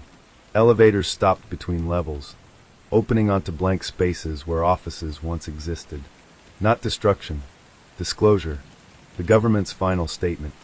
At 1:03 p.m., a joint address aired. Measured. Grave. "This nation is experiencing a period of collective reckoning," the spokesperson said. "We urge calm." Behind him, a building shifted. Viewers noticed before he did. The address cut early. The children understand the map. In a classroom miles away, a teacher watched students redraw their town. Not streets. Layers. "This used to be a house," one child said, pointing beneath a mall. "My aunt lived here," another added, marking a parking lot. No one had taught them this. They simply knew. The architects of the future. Urban planners gathered, not to design, but to listen. "What do we build now?" one asked. Silence followed. Then someone said, "Nothing that forgets." That became the rule. Not law. Practice. The house speaks through others. People who had never been near River County began reporting dreams. Not visions. Instructions. Where to look. What questions to ask. Which empty spaces felt wrong. The house did not spread itself. It spread method. The past meets the present. Families gathered at exposed foundations. They brought photos, stories, food. Some places became memorials overnight. Others remained open wounds. Not all sites wanted crowds. Some demanded quiet. People learned the difference. Mara visits a new site. She drove 3 hours to see one. A grocery store built over a row of townhouses. In the storage area, the floor had split just enough to reveal tile. Floral. Domestic. Mara knelt. "I'm sorry we're late," she said. The air warmed. Not forgiveness. Acknowledgement. The question of rebuilding. Developers pushed back. "We can't halt everything," they argued. "Life goes on." The response came not from the house, but from the public. So does memory. Permits stalled. Designs changed. Glass floors replaced concrete. Markers embedded into sidewalks. Nothing invisible anymore. The house prepares to let go. Mara felt it during her drive home. A loosening. You're fading, she said when she reached the porch. No, the house replied. I'm finishing. What does that mean? I was never meant to hold everything forever, it said. Only until others learned how. The future that couldn't look away. Children began asking questions adults could no longer dodge. What was here before? Why did it go? Who decided? The answers were not easy. But they were finally spoken. The last sight opens. Just before midnight, the final place revealed itself. Not buried. Not hidden. A pristine office tower downtown. The lobby lights flickered. And for one moment, everyone inside remembered the meeting where the decision had been made. Names. Votes. Silence. The building stood. But it would never feel neutral again. Mara's final visit. She sat on the porch one last time. You did it, she said. No, the house replied softly. We did. What happens to you now? A pause. I become what I always was, it said. A place people pass without forgetting. The pressure lifted. The awareness receded. The house felt still. The future moves forward. No one called it a haunting anymore. No one needed to. Cities changed. Maps changed. Language changed. Not perfectly. Not cleanly. But honestly. The cost redefined. Remembering no longer destroyed careers overnight. It shaped them. It became expectation. The price of silence rose too high to pay. A plaque appeared at River County Road 12. No dedication. No date. Just words. Here stood what was erased. Here remains what was remembered. Mara touched it once. Then she walked away. The future watched, and did not look away. Silence did not disappear when it was exposed. It retreated, and like anything cornered, it chose the strongest shelter it had left. The place that didn't respond. Every other sight had revealed itself willingly. Some cracked open. Some whispered. Some waited patiently until someone asked the right question. But one place remained inert, unmoved, untouched, an unremarkable concrete complex on the outskirts of the capital, listed on maps as Central Records Annex C. No history, no controversy, no anomalies. And yet, everyone who drove past it felt an urge to look away. Mara feels the absence. Mara noticed it the moment the pattern stalled. You stopped, she said quietly to the house. The house, now calm, grounded, almost ordinary, did not answer immediately. Then, that place was built last. To hide the rest? Mara asked. To end the conversation, the house replied. Mara exhaled slowly. Then that's where silence went. The building with no memory. Annex C had no windows on its lower levels.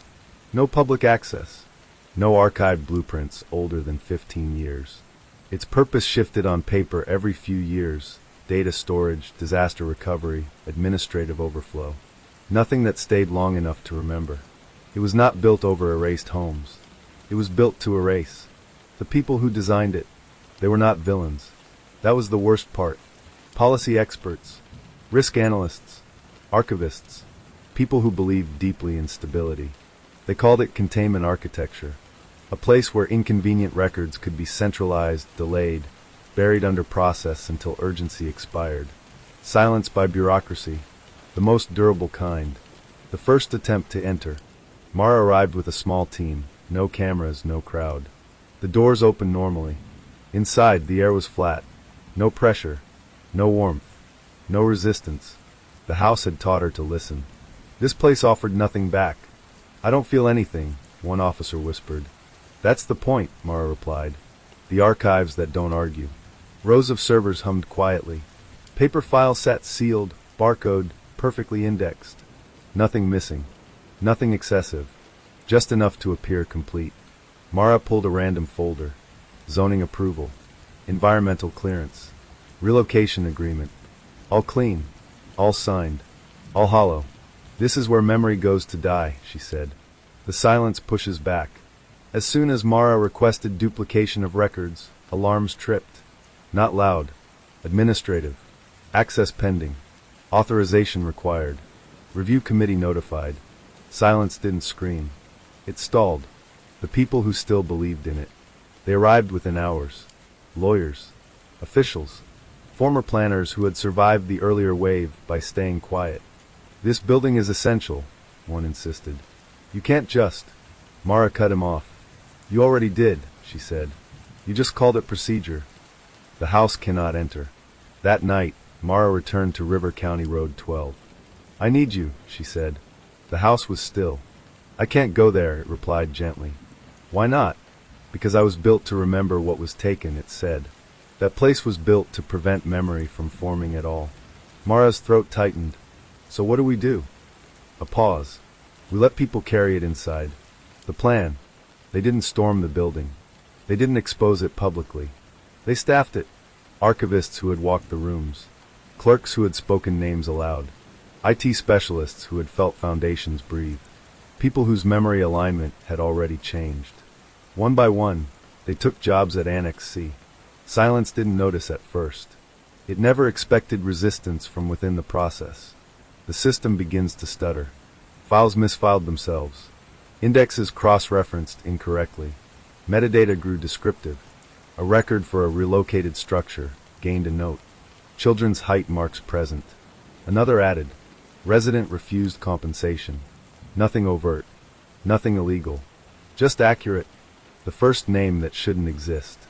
3 weeks in, a junior archivist flagged an anomaly. This name keeps reappearing, she said. No matter where I file it. Mara leaned over. Lila Holloway. In a building designed to erase memory, the name persisted. Silence faltered. The countermeasure. Emergency protocols were activated. External auditors. File purges. System resets. But each reset restored more. Silence had been efficient, but brittle. It had never accounted for resistance that remembered why it mattered. The building reacts. Not like the house. Not warmly. But perceptibly. Hallways grew longer. Rooms felt heavier. Employees reported exhaustion without cause. Silence, deprived of cooperation, began to strain. The people who built it returned. The original architects were summoned. Older now. Tired. One of them stood in the archive room and whispered. It wasn't supposed to last forever. Mara nodded. Nothing that depends on forgetting does. The final lockdown. The decision came down hard. Seal the building. Freeze all records. Cut access. Digital and physical. Silence's last defense was isolation. The doors closed. Lights dimmed. The building went dark. The wait. For 3 days, nothing happened. News cycles moved on. Attention drifted. Some hoped it was over. Mara didn't. Silence was patient. But memory, once aligned, was persistent. The failure. On the 4th night, the backup generators failed. Not catastrophically. Selectively. Only the archive floors lost power. Emergency lights flickered on. And in that dim red glow, people saw something impossible. Writing. Not on walls. On file cabinets. Names. Dates. Reasons. Handwritten, but by no hand. Silence had nowhere left to hide. The building speaks without a voice. Employees began talking. Not compelled. Relieved. This file was altered. This one was delayed on purpose. This annex exists to absorb public outrage until it expires. Confessions piled up, not dramatic, just factual. Accurate. The last stand fails quietly. There was no explosion. No arrest wave. Just a memo. Annex C to be decommissioned. Records to be distributed to public archives. Silence was not destroyed. It was dismantled. Mara's final realization. She stood outside the building at dawn. You didn't scream, she said softly. You just stopped holding. The house answered from miles away, not as a voice, but as understanding. Silence only works when people carry it. Mara nodded. And now comes the hardest part. What's that? Living with what can't be unlearned. The last place silence hid. Annex C was torn down months later. In its place, a public archive stood. Glass walls. Open records. No basements. Children toured it on school trips. Learning not just what happened, but how it was hidden. The final door. Mara returned once more to River County Road 12. The house stood quietly. Ordinary. Complete. You don't need me anymore, she said. Neither do you, it replied. Mara smiled sadly. Then this is goodbye. No, the house said. This is continuation. When the last lock clicked open, there was no applause. No cheers. No sense of victory. There was only the quiet, unmistakable feeling of a room being aired out after years of sealed windows.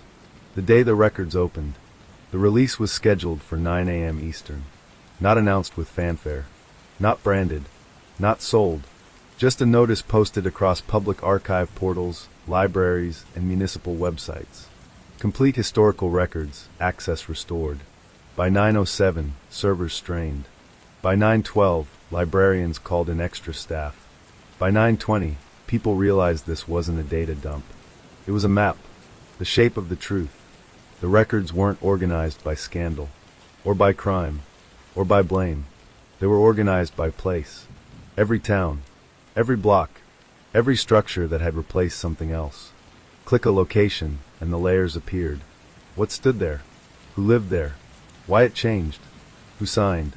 Who objected? Who was never asked? The truth was not dramatic.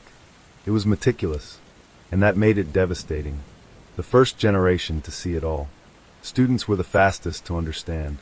They navigated the layers intuitively, zooming out, zooming back, asking better questions than adults ever had. Why didn't anyone stop this? Why was growth more important than people? Why didn't we learn this before? Teachers didn't have answers yet. They didn't lie. They said, we're learning it now. The people who expected punishment. Courtrooms filled. Not with defendants, but with expectations. People waited for trials. For verdicts. For clean endings. They did not come. Some cases moved forward. Others didn't. Statutes had expired. Evidence was incomplete. Witnesses were gone. Justice, it turned out, did not arrive all at once. And when it did, it arrived unevenly. The difference between accountability and revenge. Mara testified only once. She stood in front of a legislative committee, voice steady. You're asking the wrong question, she said. What should we be asking? A senator replied. What does responsibility look like after forgetting fails? Silence followed. The productive kind. The careers that ended quietly. Some names faded from public life. Not disgraced. Not erased. Simply finished. Board seats emptied. Consultancies closed. People who had thrived in opacity found no leverage in transparency. They didn't fight. They drifted. And that too was a consequence. The people who stayed. Others stepped forward. Not because they were innocent, but because they were willing to remain visible. I was part of it, they said. I didn't stop it. But I'm here now. They became planners. Archivists. Educators. Caretakers of places that refused to be forgotten again. The new profession. It didn't have a formal name. People called it memory work. Not therapy. Not activism. Maintenance. Teams reviewed redevelopment plans not just for feasibility, but for history alignment. Before construction, someone asked, what stood here? And that question became non-negotiable. The sites that chose stillness. Not every revealed place became a memorial. Some asked quietly to be left alone. Fenced green spaces. Unmarked clearings. Rooms sealed but documented. Respect replaced urgency. People learned that honoring absence didn't always require filling it. The house on River County Road 12. It was still there. No guards. No tours. No plaque updates. Just a house. People drove past it without slowing. But they didn't forget it existed. That was enough. Mara's last visit. She came alone months later. No badge. No notebook. Just her. The porch boards creaked again. Not waiting. Just old. You're quiet, she said. The house did not answer. Not because it couldn't. Because it didn't need to. What the house had become. It no longer listened for confessions. Or held names. Or sorted truth. It had passed that work on. To classrooms. To archives. To city councils that asked different questions now. The house was complete. The final file. The last record to be reviewed wasn't dramatic. A single-page relocation notice. And signed. Unprocessed. A family that had resisted just long enough to survive intact. They hadn't been erased. They had been almost erased. Mara stared at the page for a long time. This, she realized, was the narrow margin everything balanced on. The world without a shadow. People expected relief. What they got was clarity. Clarity was heavier. You couldn't blame ignorance anymore. You couldn't pretend complexity was an excuse. But you also didn't have to guess, or dig, or suspect. Nothing hid behind silence now. The children who inherited it, they grew up differently. They asked harder questions. They distrusted convenience. They learned early that normal was often just unchallenged. They weren't burdened. They were equipped. The cost at last tallied. Economists tried. They failed. The cost wasn't monetary. It wasn't political. It was cultural. The end of plausible deniability. The end of clean stories. The beginning of shared responsibility. Mara moves on. She left law enforcement. Not in protest. In completion. She taught for a while. Then consulted. Then stopped. She had done her part. Remembering did not require her anymore. The question that remained. Someone asked it during a public forum years later. Was it worth it? No one answered immediately. Then a woman stood. My mother lived in a place that doesn't exist anymore, she said. But now, everyone knows it once did. She sat down. That was the answer. What remains when nothing is hidden? Not peace. Not closure. Not forgiveness handed out evenly. What remained was something quieter. Something sturdier. A world where silence could no longer pass for stability. Where forgetting was no longer neutral. Where places remembered, and people listened. The last word. The house on River County Road 12 was eventually sold. Renovated. Lived in. Children ran through the halls. Laughter filled the rooms. Nothing supernatural lingered. Only honesty. And if you stood very still, very quiet, on certain nights, you could feel it. Not memory. Not haunting. But presence.